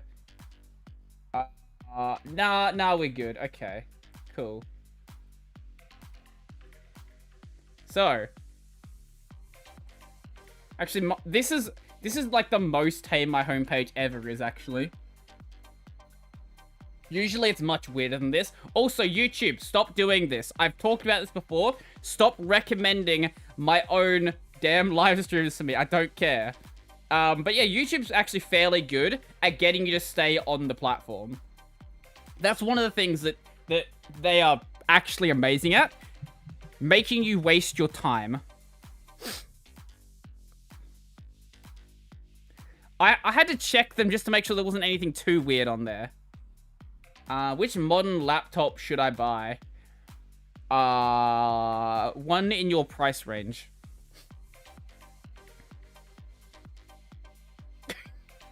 That's always a good start. If you're looking like to run Linux on it, like as long as it's not like a Mac OS or Mac system, it's probably gonna be fine. Ugh.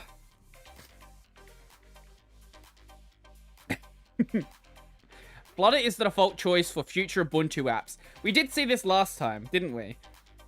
And then we're like, what the hell is an Ubuntu app? The answer is whatever Canonical wants it to be. ThinkPad X230. Today I learned you can use colon as a motion operator. Okay, what does it do?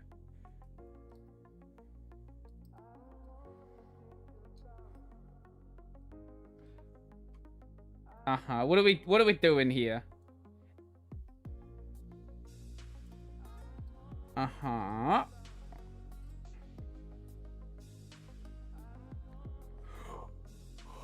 don't know what in the world is happening. I literally have no idea what you've just shown. Okay, sure. Brodie, do you know how long we have been waiting for a BSPWM versus Awesome video? Take that one, please. I've been so lazy since I switched over to Awesome. Like, I remember I was like, oh yeah, I'm gonna do so many videos talking about Awesome WM. It's gonna be so great. I'm gonna love it, and literally made like 2 videos on it.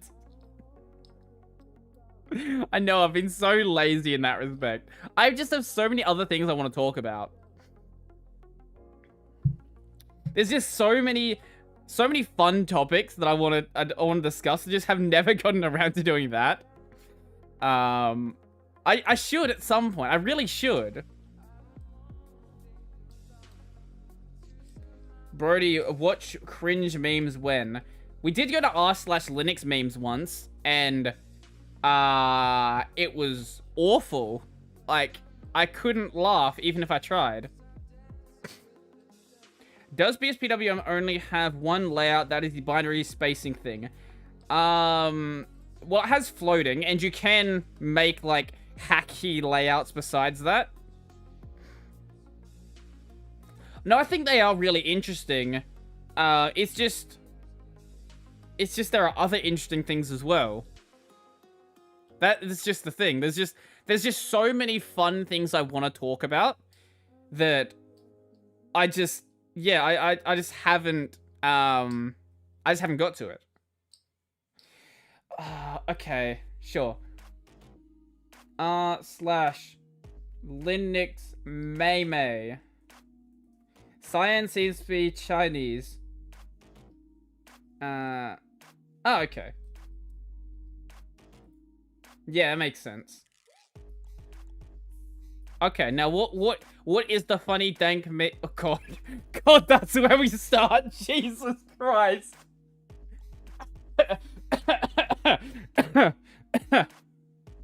Okay, let's go to the homepage. I'd watch a Brodie programming video where he codes in C. That would be a very long video because I don't actually know any C. r/Linux memes in a nutshell. Linux memes, Windows hating memes. Yep, fair enough, sure. User, WSL. Microsoft intentions. Get it, guys? Because Microsoft is evil. Did you know that Microsoft is evil? We need something new and refreshing for Windows 11. Any ideas? Make it more flat. Rounded icons like Android. Copy KDE and i3 and make it worse. What do you mean copy i3? What? What part of Windows 11 is copying i3? What are you talking about, mate? What? What? Which flavor do you use? I use Arch, by the way. I don't know why he'll use Arch. No proprietary driver, no GUI installer, and still don't know how to connect to Wi-Fi. That's the beauty of Linux. You have the full privilege to do everything, do anything. Which distro, which distro do you use? Whatever, still sucks. I use Debian and Alpine, both in dual boot with GNOME DU. Oh, you gotta be shitting me. You use GNOME? Seriously? It's much too laggy and takes much memory. Which one do you use? I use KDE. Is this funny? Is this funny? Save shit. But better than Windows. Yes, Windows sucks. GNOME is also better than Windows. Is this funny? Cyan's... Are you actually just digging into Cyan's past? Has a Billy channel, definitely Chinese. Yep, makes sense. What inspired you to include every CPU older than Intel 8th gen from Windows 11? Oh, exclude every CPU older than Intel, whatever. Microsoft doesn't make money from that. Microsoft doesn't make money from people having to buy new CPUs. Also, is that actually true? You can't run 7th gen or earlier on Windows 11? Wow, look, Windows Evolution. This is the hammer meme. Why are we doing this? Why are we actually doing this? This is just boring. That's TOS. I'm gonna scroll past that one.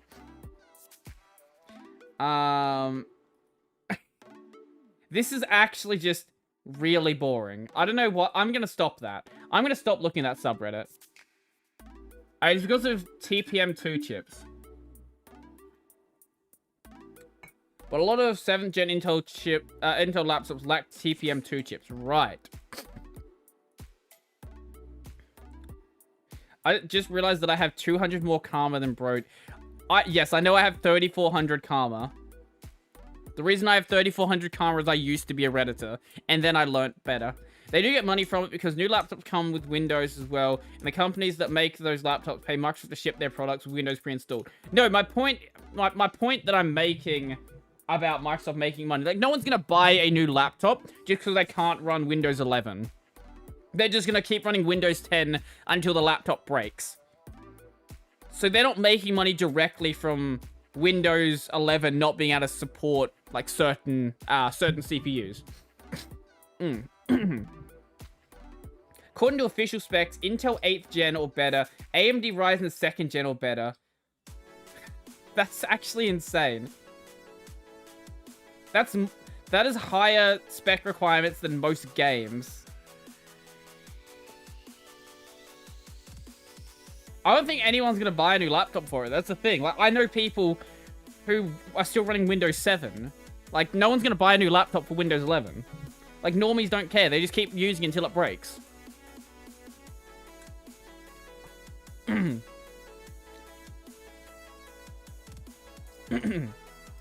It's in the name of security. Yeah, I'm sure that is their official reasoning. That does sound like a Microsoft reason.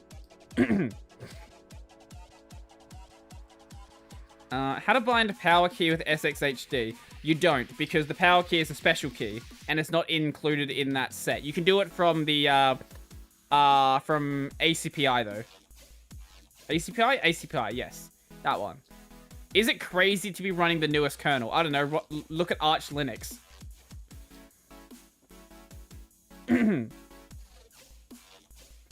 I'm still new to Linux, so I have to learn a lot. But I just installed 5.11 and KDE, and everything works great. In fact, I can't even tell the difference from the stock kernel. Is it going to screw up the system eventually? Could I end up losing all my data? No, that's why you have separate petitions. Not sure why this got downvoted, but the reason I ask is that some have said to stay away from the kernel that comes with your stay away from the kernel that comes with your distro? What? What? No, no one's ever said that. Literally no one has ever said that. Yeah, I'm running whatever the newest one is. Unless a new one came out today and I just haven't installed it.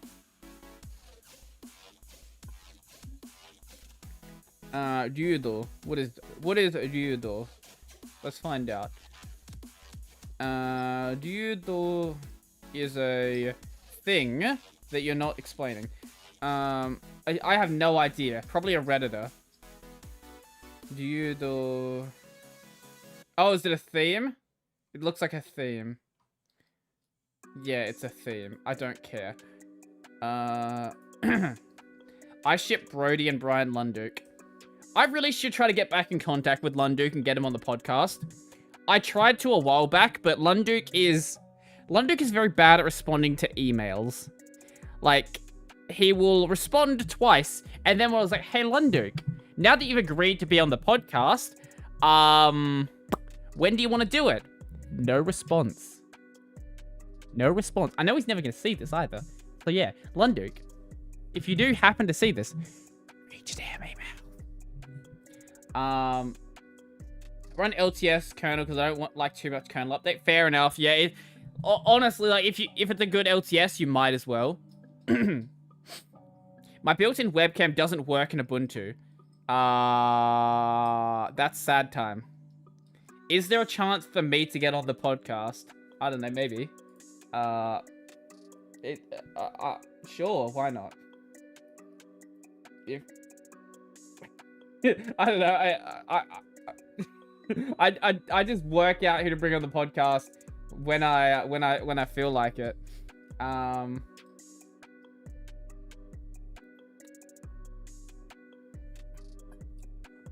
don't have any like any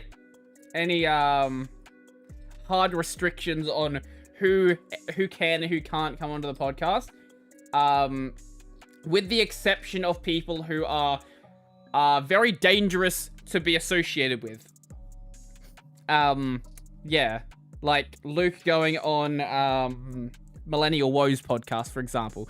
That, very dangerous. I do not want to be associated within, like, even 10 levels of connections between to someone like a Millennial Woes. That is very dangerous for getting articles written about you. I play and make D&D maps on Linux. That actually sounds really cool. I have not played D&D in so long. I think the last time I played I was like 16 or so. We used to have a group we'd run 3.5 because 3.5 is just best edition. We eventually shifted from D&D to some other things, but D&D was like our main staple as the group. D&D is fun if you have a good GM. If you don't, it's awful. It is the worst thing you'll ever do. That's the only thing that will ever make it fun. Brodie, you should invite Jake Paul. Yeah, I should invite Jake Paul to my podcast. I'm sure Jake Paul would love to be on the podcast. Who is Millennial Woes? You're probably better off just not. You can find out who Millennial Woes is very easily. Someone who is a very if you talk to Millennial Woes, basically you're going to get an article written about you in The Guardian. That sort of person. Someone who is very much a political figure that most of the establishment media don't exactly like. And that's why Luke got an article written about him a while back. Is Arch bad for noobs? He's an ethno-nationalist. Yes, that one. He is someone who you do not want to be associated with. It's very bad for your image.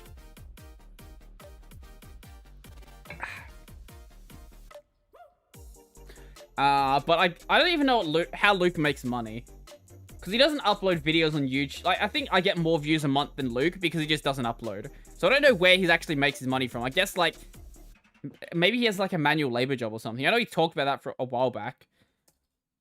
Like, he was working for, like, one of his friends or something. Loading carpentry, I think.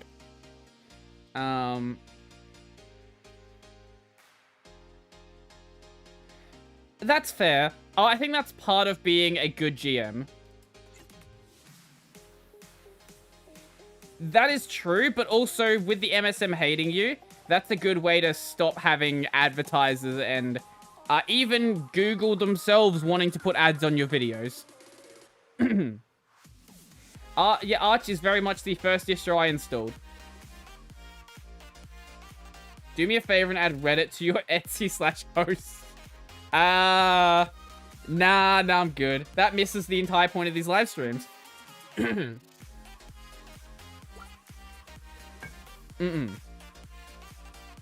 Arch is good if you don't care about reliability. Yeah, I'll give you that. If you like to tinker, Arch is great. Arch is great if you have that mindset where if you see a torch like this, your first instinct is I want to break it. If you look at this and you're like, how does this work? Install Arch. If you want something that's easy, there are better things you can choose. Luke said he had a job in his old town he's living in. That makes sense. Yeah.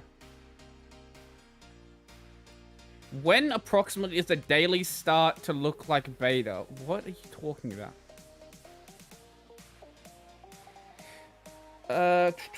Other thing I like about Arch is it teaches you a bit about how Linux works, which means you can work on something like Nix. You're just trying to shield NixOS. I feel like you're on like the NixOS marketing team or something. Because you can't go like 5 minutes without shilling NixOS to someone. How can I get the autocomplete thing in terminal that is on GNOME Manjaro on a XFCE? Do you mean bash autocomplete? Is that what you're talking about?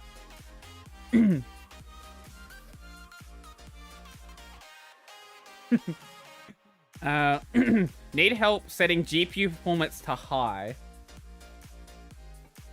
Is NixOS the actual Arch Linux? Like, Arch Linux users don't actually tell anyone they use Arch Linux, but NixOS people actually do. Google gave me porn ads so many times it was for a shitty media player. Because I was googling MPV so much. That was when I.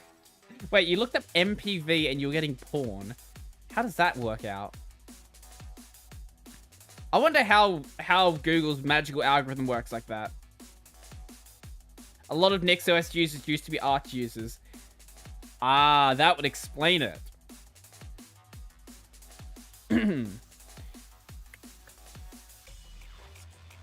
First, how I got into NixOS was because Guy on Discord was shilling.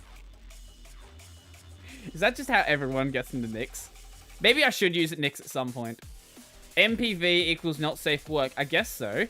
Well, look, MPV equals anime. Anime equals hentai. Hentai equals porn. There you go. There's the connection.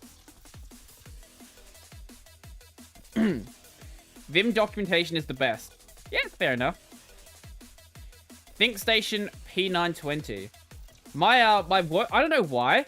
At work, every single computer they have is a ThinkStation. I don't know why they have ThinkStations. Does, like, Lenovo have some sort of deal where they'll, like, give, like, a discount to companies or something like that? I don't actually know. Because I've walked into so many businesses that have just a bunch of ThinkStations there, and I don't know what the deal is.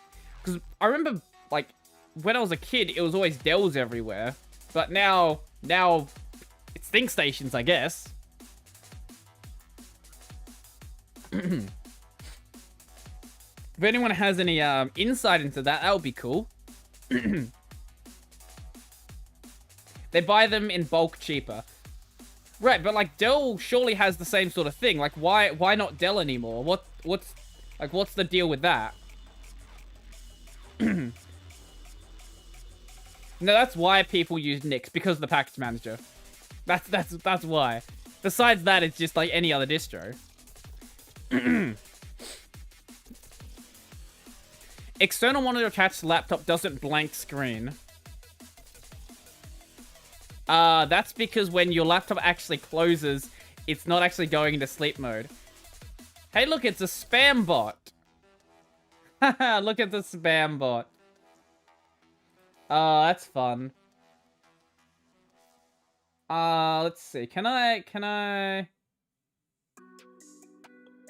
Wait, I can't actually block you from here. Shit, I'll fix that. Okay, let's go into Twitch. And... then click on that. Then, how does that work? Block. No, can I... that... No, we ban you. Ban you from the chat. That's how we do it. Yeah, that's how Twitch works. Click that. Click ban. Banned. That's the first person to ever been banned from my Twitch chat.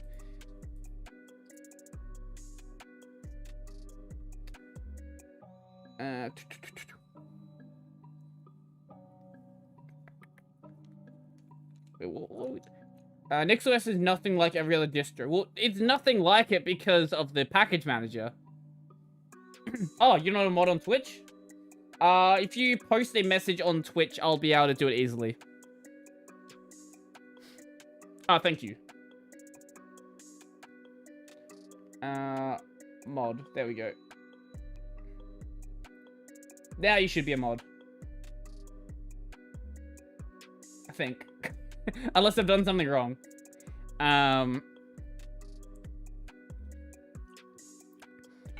Anime's got his grand piano back and released There Was a Reason 2 hours ago, Pog. That channel name rings a bell, but I can't remember who it is.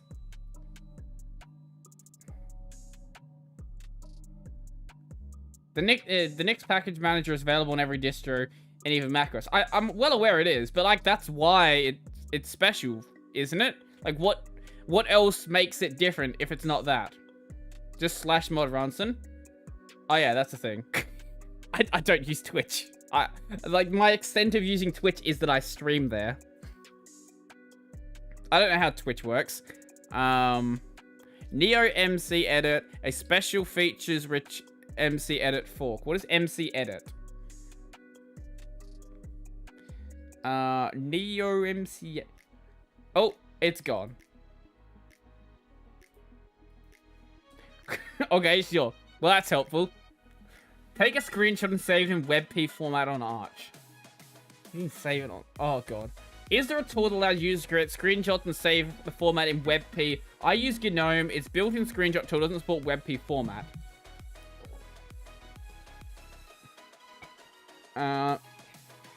Yeah. Okay, I thought so. I thought the name ringed a bell. Yeah, no, I know who that is. Yeah. Okay, cool.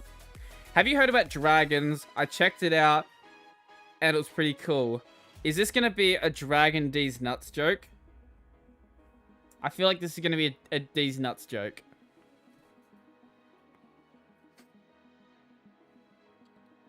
Maybe I'm just not trusting you guys. Yo, FT, how you doing? Welcome. Yep, thought so. Thought it was. There actually is a, you say that, right? But there actually is a program called Dragon. And I did a video on it. GitHub Dragon.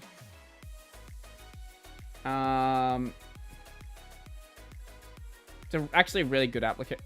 I lost it. Where'd it go? Wait, where'd the window? I actually lost the window. Oh, there we go. There you go, Dragon. Very good application.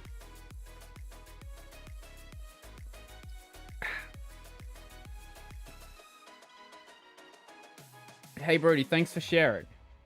I don't know what I shared, but yes, I accept your thank you. Are you guys just gonna... Okay, you're just gonna be talking about NixOS and Gentoo. Sure, okay. I'll just let you guys do your thing. I don't have anything to input to this conversation. Sadly, I don't think you can. You could, because of like what it is, you could make a folder called D's Nuts, and then you could run the command Dragon D's Nuts, and that would work. Ping us on Brodie. No, you can spam my chat about NixOS and Gentoo if you want to. That's fine by me. I don't care. I'm just gonna keep doing my thing. And if anyone wants to say things, I'll respond to them and I'll leave you guys to do your thing. Sharing in general, I mean, your videos are good. I learned a lot. Oh, thank you. Appreciate it. I should look at the thing, the camera. Thank you. I appreciate it. Cheers. Serenity OS versus Linux. Oh, I thought Serenity OS was a Linux thing. Okay, I guess it's not. As I said, I don't even know what Serenity OS is. Can't install program with install -sh script. My guess is that -sh script is broken.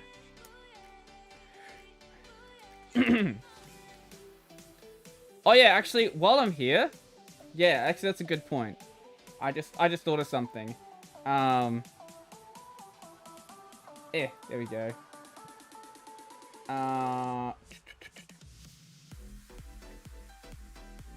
If you want a good channel to go check out,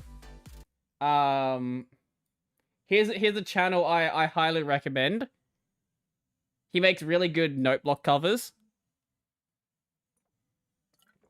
Check out Spakius. Great channel.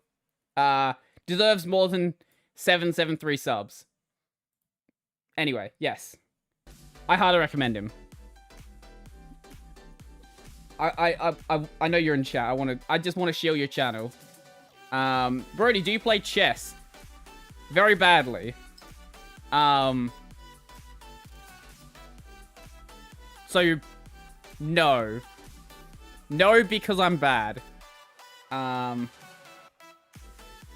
Serenity OS is more of a program project. They wrote down their own kernel and desk environment that looks like it's from the 90s. Ah, okay. My heart, please help. I just like music content. If you want a good way for me to shield your channel, make good music content. That's a good way to do it. I just like to when I'm like just, you know, doing thumbnails or something like that, I generally like to just have music on in the background. I don't typically like to have talking on. I find talking a bit distracting, but music is just nice to have there, just have a bit of background noise. Linux is just more efficient. Is this the opposite of that article we read earlier? Oh, how long is this? Oh, not that long. Music is good. Yep, that's a pretty good opinion about music. Music is good. Ugh. Is it hard to package your system into a distro like Archcraft? I actually haven't looked into doing that. I've considered doing so because that does sound like a fun sort of topic. I have no idea what actually goes into like actually making a distro like that. I think it would be a really cool video though, and I really should actually look into that. I'll put it onto my list just to make sure that I eventually get to that.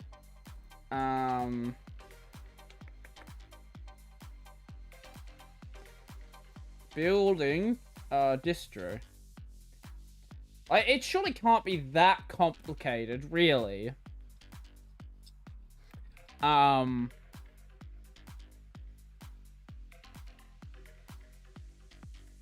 Wait.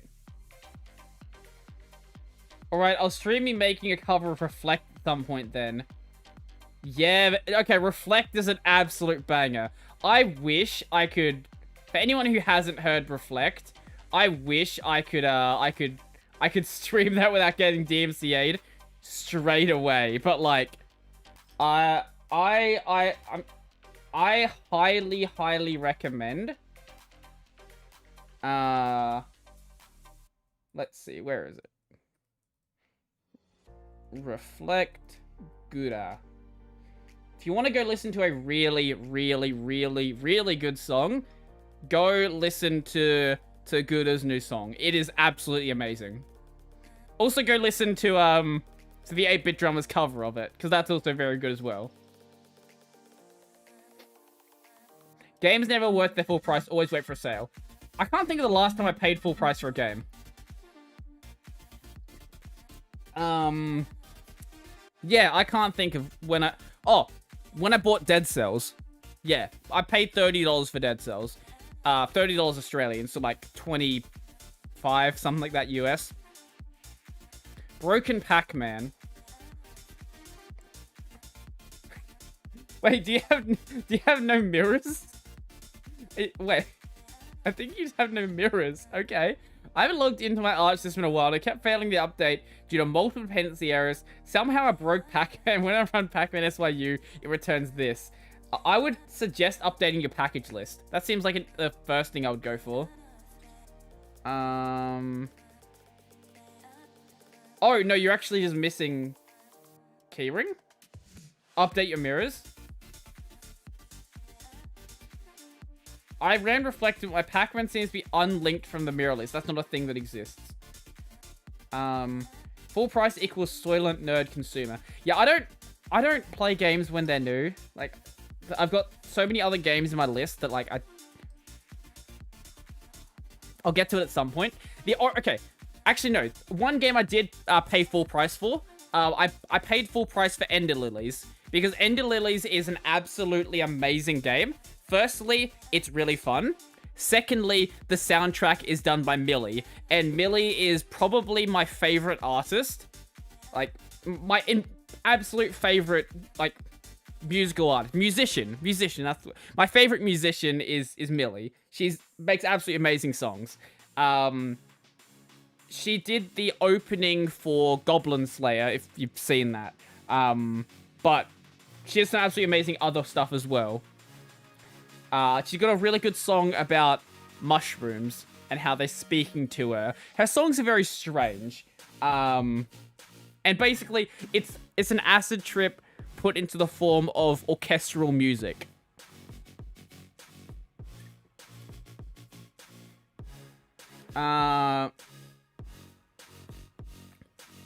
Okay, no, Gouda's new song is nothing like OK Boomer or the song that she did for Belle, for Belle Delphine. No, it's an actual just good song.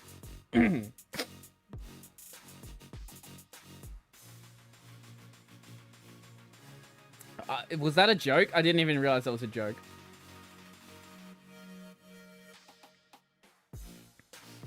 Yeah, it's definitely not like Senzawa meme songs. She did do a cover of Country Roads. No, sorry, not Country Roads. Wait, she might have done a cover of Country Roads as well. Brodie, what's wrong with starting with Arch as a starting distro? If you install it and someone can install it for someone and configure it. What's wrong with Arch as a starting distro? I use Arch as a starting distro. Arch is a great starting distro if you like the idea of having to configure stuff yourself. Right, yeah. No, I think she's done one in a karaoke stream as well. I'm pretty sure she did karaoke stream as well. Millie is M-I-L-I. And if you want the mushroom song, it is just called Mushrooms. Here you go. This one is very good song. Also listen to String Theocracy. String Theocracy is also very good. Yeah. Actually, just literally everything that she's done is great, actually. My stream dropped down to 4 viewers for a second. Sure, I believe that, YouTube.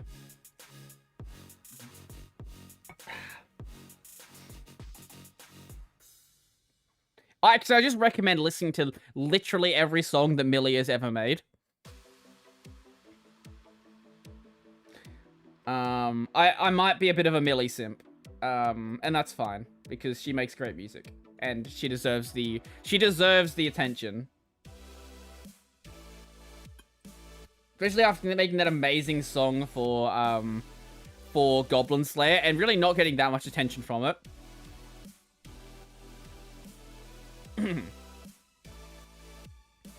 Oh, my bitrate has just dropped down to nothing. Lovely. Super helpful community. They can be sometimes when they feel like it. My bitrate has just absolutely tanked now. I don't know what's going on. I apologize if the stream has just started to get like real glitchy. No, it's fine now. Cool. Do you think Linux is the future, as in, will more people eventually adopt it? I mean, desktop. I think that Microsoft is going to have a future where they, in some form, continue to embed Linux into their operating system. I was talking about this on Discord before, but my theory for the future of WSL is WSL is going to become sort of more invisible, where at some point you're going to be able to install Linux applications alongside your Windows applications, maybe even in like the Windows Store or something, and then they'll just run. You won't even know that it's a Linux application. It'll just run like anything else. I think that's the sort of future that Linux has on like the general consumer space. I don't expect it to get any bigger as like a main operating system. I wouldn't say reverse WSL. No, I think it's like, it's WSL with less steps. Why is the game from 2001 on Steam for $7? Which game specifically? Microsoft will eventually make a perfect version of Wine. They could make it within like a couple of months. Like, obviously, it's a big task, but Microsoft has access to the Windows source code. They can make a perfect version of Wine with no trouble whatsoever. Like, they already do it in the case of, you know, running different, I guess you'd call them really distros of Windows for like their different products. Like all of those things they have, like the Xbox OS is like a modified version of Windows.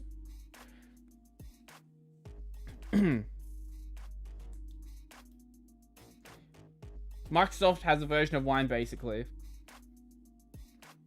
I don't think that Windows is ever going to swap to a Linux kernel. I think that's kind of ridiculous. I know some people like to push that idea. I've pushed it in the past, but I think it's far more likely that they'll just make Linux be a part of Windows, basically.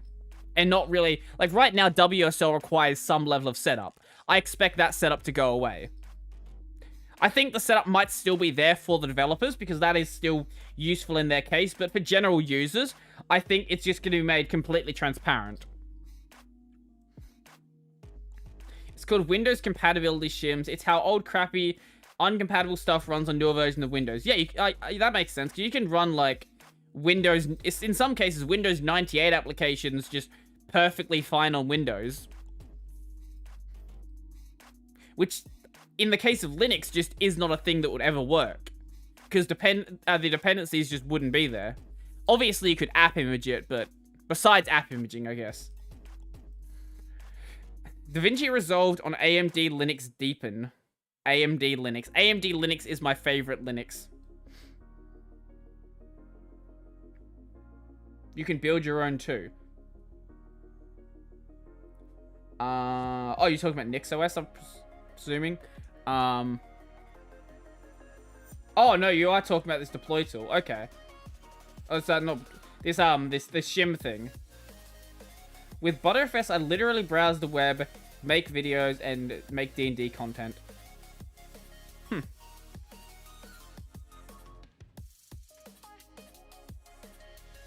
Yeah, thank you, Nightbot. Tell people to sub. No, I didn't see DT's video about Windows 11. Oh my... Wait, what is this? Oh, now my recommendations get weird. Let's watch... You're always gonna... No, I'm not giving you a damn ad, Cloudflare. Go away. You can pay me if you want an ad. Do you watch Biscuit? Not on the regular. I've watched a couple of videos. Let's watch the DT video. Let's find out. What does DT have to say about Windows 11? I haven't had a computer of my own that ran Microsoft Windows since... You know what I have to say? I don't know if he's got a new lens or something, but this is a nice look. I actually like what he's done. Around 2000. He still has... Okay, I'm gonna tell... I've told DT something before. I'm gonna tell him again. Your focus is wrong. It's been wrong for the past year. Your mic is currently in focus. Your face is not in focus. Please fix it, DT. Please fix this. This is wrong. This should be in focus, not this. 2008. Anyway, moving on with the video. So none of my personal machines have ran Windows really since the XP days. Windows XP was actually the last. But now, this opening splash screen animation of the Windows logo looks really cool. Is that going to be the splash screen on Windows 11, or is this just for the video? Oh, wait, is he just watching, like, a Windows 11 trailer? Whoever made this video... No, I don't mean, like, the office itself. I mean, the bokeh. The bokeh effect. Like, the blur in the background. That's what I mean.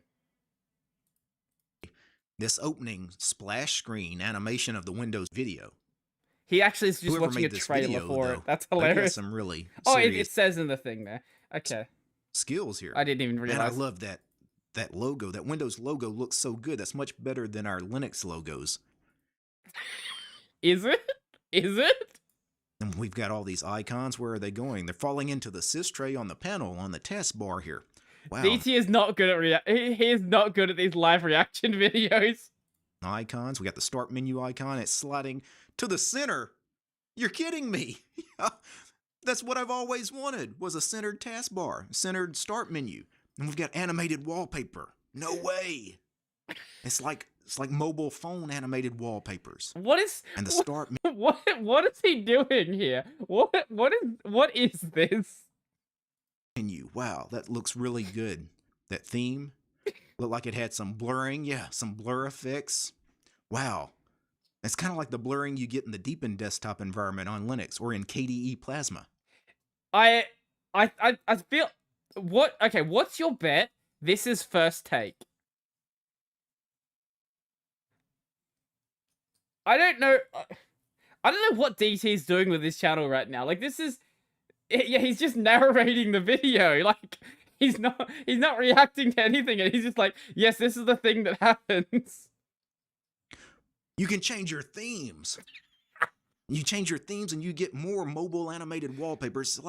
It's like how you change themes on the iPhone. It's almost like you have the iPhone operating system now on top of Microsoft Windows. That's what I've always wanted. DT, you have a pause And button. you can connect with one touch. Wow, you're connecting.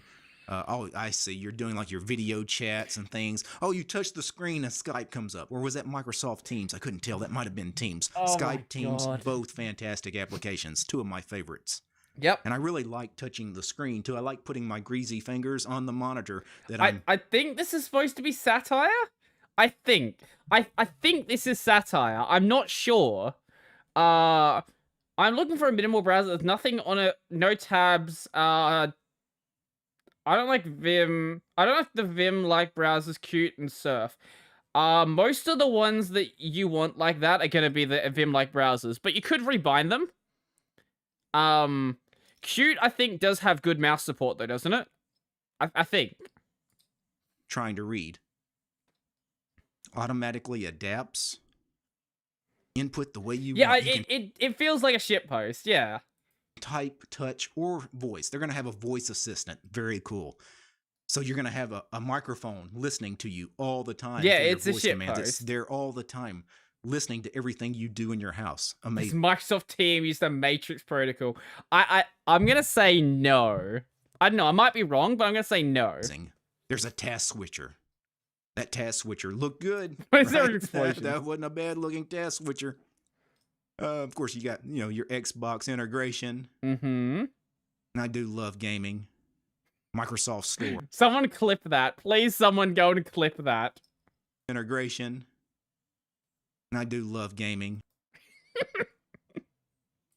And I do love gaming. And I do love gaming. Microsoft Store. Wow.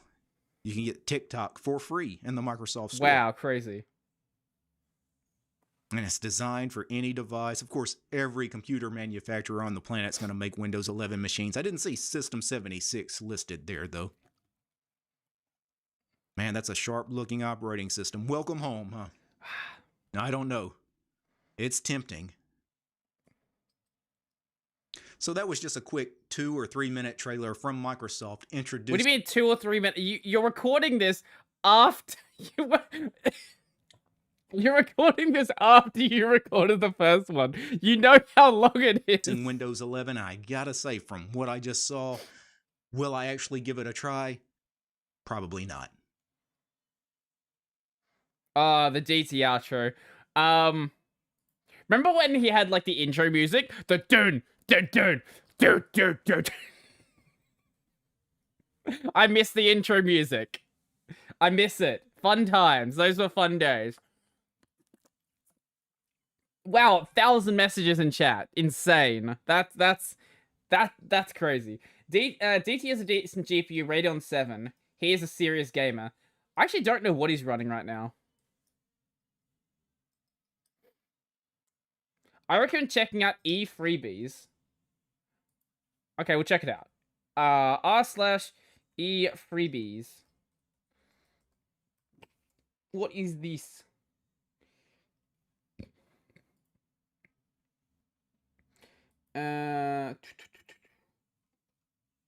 Oh, yes, actually, this is really cool. If you want free game keys and other stuff, hey, check this out, I guess. Also, like, I guess coupons for stuff. That's actually kind of cool. Thank you for that. That's actually kind of useful. I'll have to check this one out again. Yeah. This is the most base subreddit to ever exist. Yeah, man, imagine paying for things. I remember he has a thread ripper. Yeah, he definitely does have a thread ripper. I know about that. But I'm not sure about the GPU. I'm gonna comb my hair. Get some. I don't know if you can hear this. You can't. Okay. I was gonna say combing hair ASMR. Use a Radeon 7 GPU paired with a first-gen Threadripper and 32 gigs of ECC memory. Jesus Christ. That is a little bit overkill.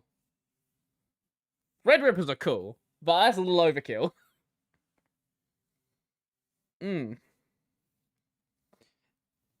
We have dropped 270 frames apparently. Wow, that sounds probably because of when I was when my my internet was crapping itself.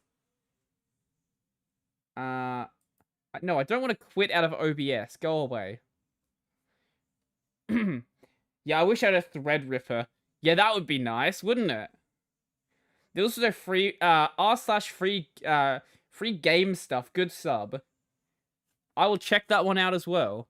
Thank you for that. Oh, on that note, the Steam Summer Sale is happening right now, so if you want to get cheap games, check out that. He plans to have the PC for 5+ years, so I don't think it's overkill for video editing. Assuming nothing breaks, yeah, that's fair. If you're gonna keep it for a long time, I get that. That makes sense. Games. I spent a lot of money on the Steam sale, because there's a lot of things I wanted to buy. I didn't buy anything that I wasn't planning to play, but, like, I still end up spending a lot. But so a lot of the stuff is also going to be for the channel, so technically it's also tax deductible. Yeah. Well, like for the gaming channel, obviously, not the main channel. Let's watch Cyan Yan content through Discord screen share. That's not a bad idea. That is not a bad idea. I am very happy to know that she exists.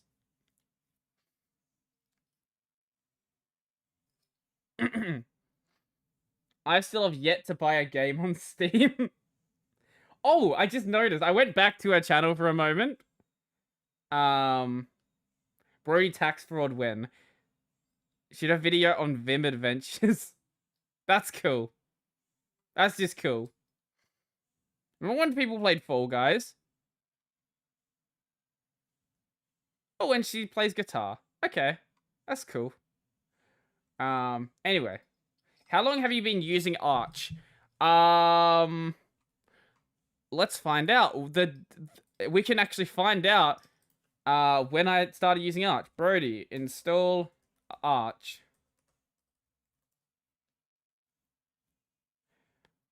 Can I install Arch with the installed text in the ISO as a guide? I mean, I haven't looked at it before.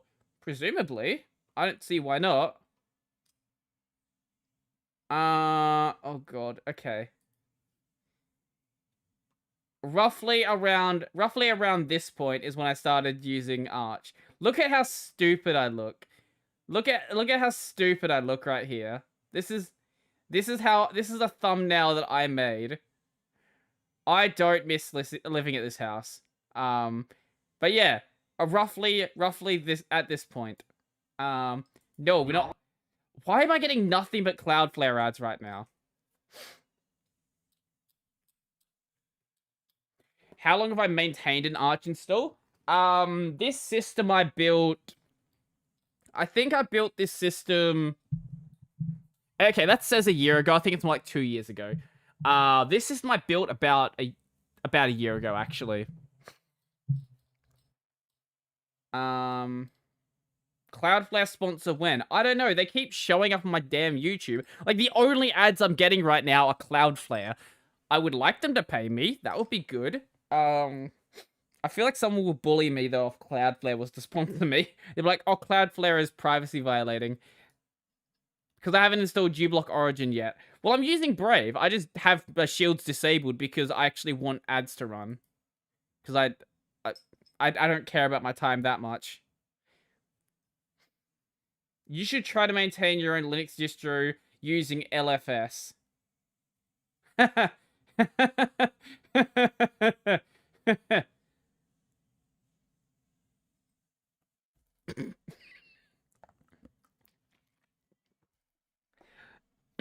don't know why I'm still streaming. It's past 11.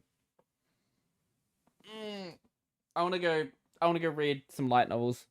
I've been reading the second volume of Arifureta. Do it on stream. Oh yeah, if I'm gonna do LFS, I'm gonna be doing it on stream. There is no way I'm gonna be doing LFS in my like free time.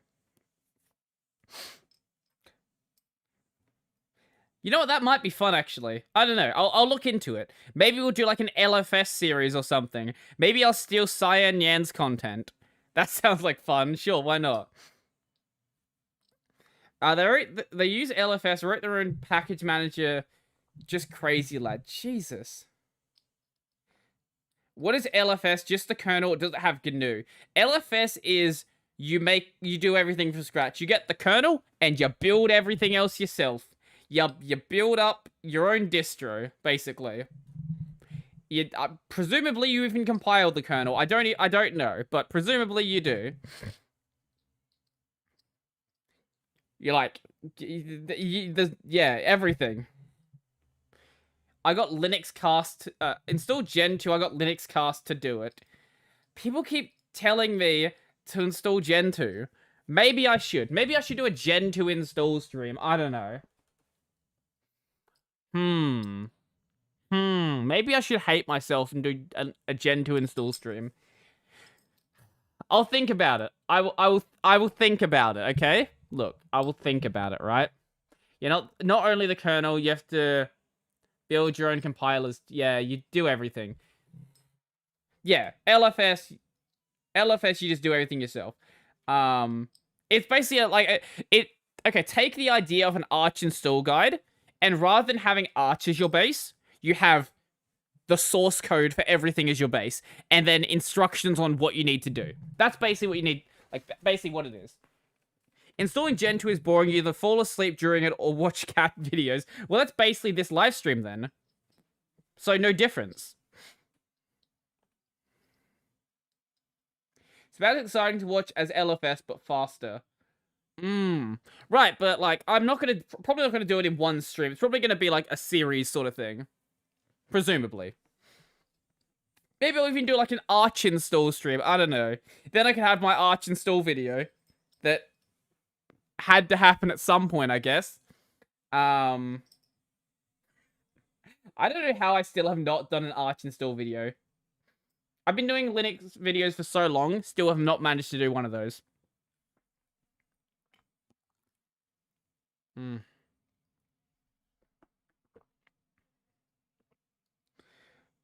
Plus the docs are worse. You're saying the docs for LFS are worse? Okay. I don't recommend drunk Gen 2 install, though. That's a good point. Yeah. So I won't bring out the other 3 that I have in here. I don't drink that much on stream. I only drink... Yeah, I'm not trying to, like, get absolutely pissed on stream.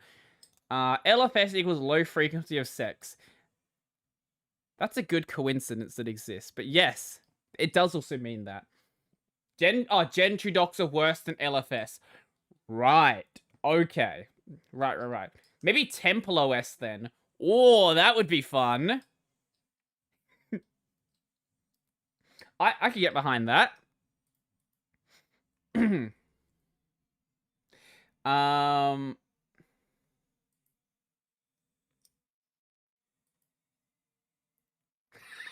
Did you... I just looked at Twitter once, and you actually went and tweeted at Cyan Yan. Lovely.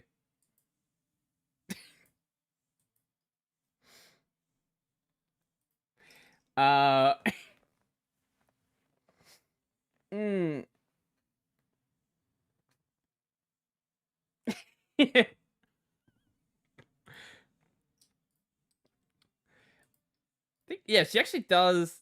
She has almost double my followers. I need to. My next target. My next target in Twitter followers is defeating Cyan Yan. I'm being the bridge for you. I will tweet at her afterwards. I'll mention that she came up on the stream. See if we get a reply back. That would be cool.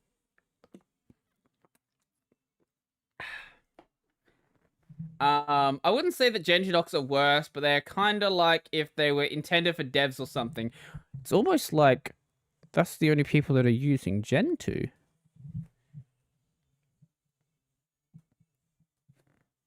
Cyan just posted a stream for 2 years from now. Oh, I love it. I appreciate that. I love it when people do stupid things like that.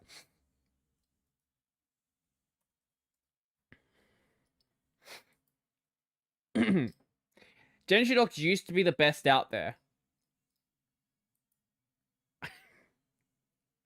Upcoming live streams. Yeah, I see it. Oh, okay, so it's a chat room. Right, okay. Yeah, occasionally people do this where they just basically, instead of having like a, instead of having, you know, what's the word? Yeah. Instead of having an actual, like, Discord or something, they'll set up a live stream to be a chat room.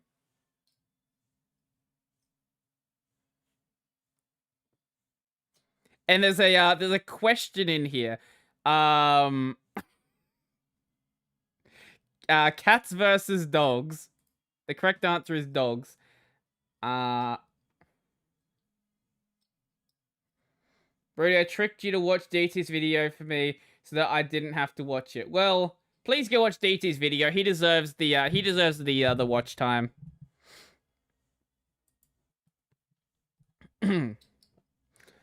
I failed Arch installation 5 times. I only failed once in my case. What programming language do you do you know?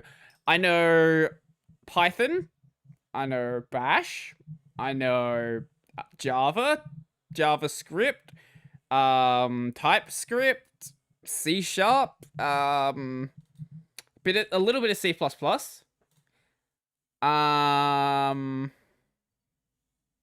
That's most of them. Collab with Brodie Robertson. Is that actually a real person, or are you just messing with me? If there's actually a person called Brodie Robertson, that would be hilarious.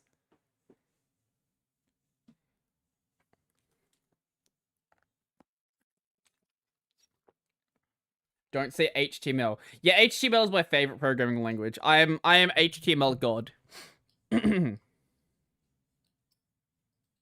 I'm starting my dev journey on C++. Enjoy the pain and suffering. Show hacker... What the heck? Show hacker rank profile? I literally didn't even know that was a website that existed. What the hell is hacker rank? Oh, it's a competitive programming website. Oh. Oh, and it has the disgusting corporate art style. I genuinely hate this art style. And anyone who uses it, unironically, should be thrown off of a bridge. That's my opinion on that art style. You should collab with PewDiePie and install Gen 2 on stream with him. Yeah, I'm sure. I'm sure that'll happen. Build your own distro running app. Wait. Oh, that would be hilarious. Should I do an LFS stream just so I can build a distro that only uses app images and fish? I think that would be good for the memes. I like that idea. If you want to find the chat room, you have to go to the videos, then click on the section that says, well, it actually shows uploads. Click on the uploads button and you can have like a drop down that takes you over to upcoming live streams. What is your favorite team from AFL?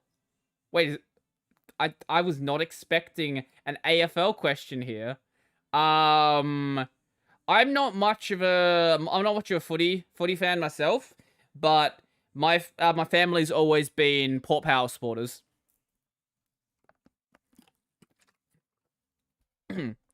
But I have other family members who support the Crows. And that's enough of the sports ball for this stream. Because I don't think literally anyone else here cares about AFL. Only people in Victoria care about AFL. And only people in New Zealand care about rugby. Yeah, that's fair.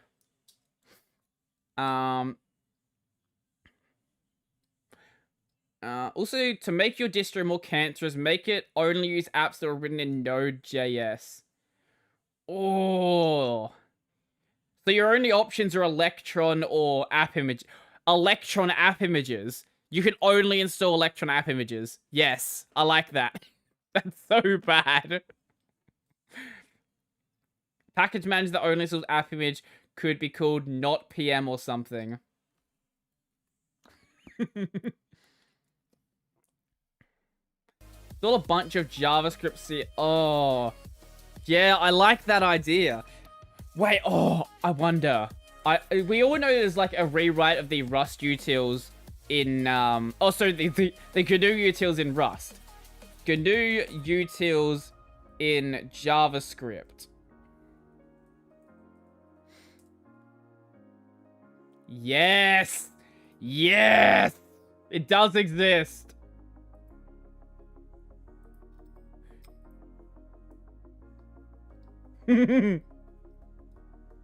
Yes! Someone made it. It's called Cash. That's so cursed. Why does that exist? Oh no. I can install the JavaScript core utils. That shouldn't be a thing. I can make this the worst distro on the planet. I'm liking this idea more and more now. I genuinely am. Brodie, WK widgets is good, right? Sorry, WX widgets, not WK. I'm just adding in letters that don't exist. OSJS, what is OSJS? OSJS, JavaScript web desktop no. Stop.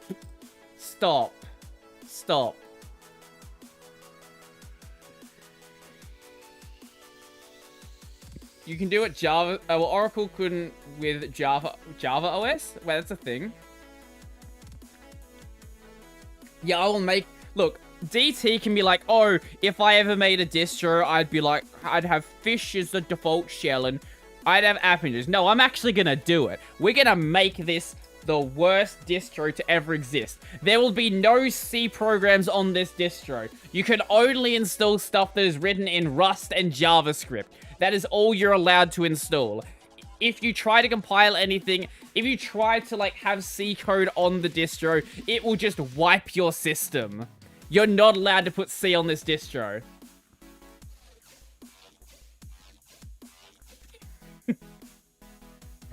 Oh no, this is actually cursed. I like this idea. This idea is sounding better and better by the second. A fish isn't all that bad, that's true, but also it'd be funny to make it the default shell. Like, not the... I don't mean the default shell like the default user shell. I mean the default system shell. I mean, make it so POSIX scripts do not run on this system. That would be so funny. Like Suicide Linux. Right, but not as bad. This one only kills you if you run C code.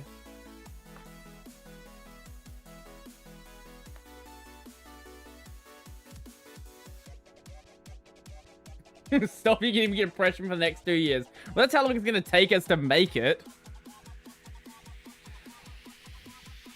How about I give the option of PowerShell or fish?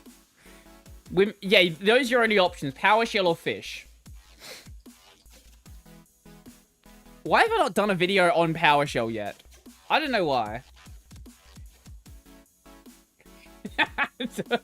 Yeah, no. Chmod 7.7 on every directory by default, and there you can't make another user. You only have a root user. You only have a root user with no password.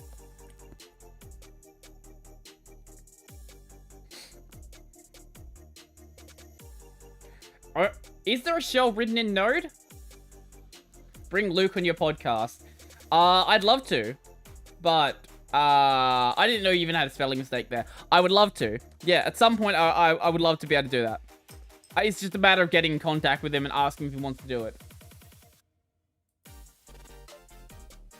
Making the Haskell interpreter the default shell. Why don't you just make the Python interpreter the default shell? Oh, big Wait, that's a great idea. I just came up with an amazing idea. So you still have a root user, but the root user has a password that that you don't know. So there's a by default root user with like a jumbled password, and all of the config files are have permissions only under the root directory, only under like the root user. So you actually can't touch them. That would be so amazing.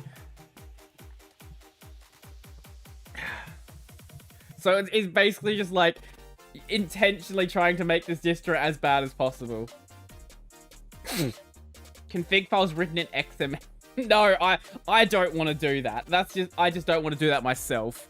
That's just gonna make my life awful. I want to make your life awful, not mine. Oh my god. Why am I still streaming? I said I was gonna stop streaming a while ago. Now we're talking about an awful idea for a stream. Okay, I will honestly look into LFS and decide if I want to do this. Why is Rust bad though? Rust isn't bad. It's just gonna make people angry. No open box galore. Yeah, exactly. So it's a maybe everything goes Guess we're written in Rust. It's almost sleepy time for Brodie.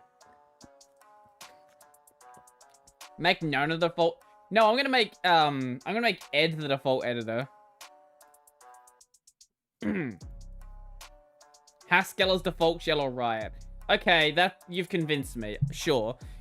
Okay. You have the option as so Haskell is the default, but your backups are going to be PowerShell or Fish. No, Fish is too nice. PowerShell. Haskell or PowerShell. Limited storage if you want more, you need cloud. That's too much work. Maybe I could have like Google Cloud, or I could have Google Drive as like a default integration. So like when you boot up the distro, it automatically prompts you to like sign into Google Drive. You'll do more research on Cyan and report to me in the morning. Go ahead, man. Go ahead. I'll tweet it after the stream's over. See if I get any attention. That'll be cool.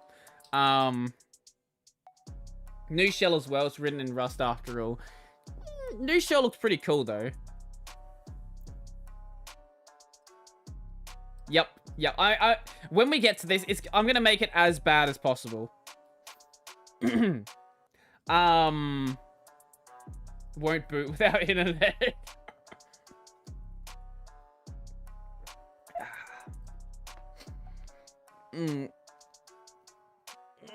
Anyway, I'm gonna end off the stream. I want to go to sleep. Yeah. I just want to go to sleep.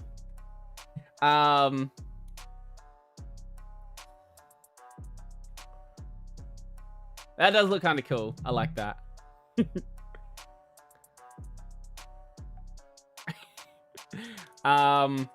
Thank you for the fun time. I enjoyed it as always.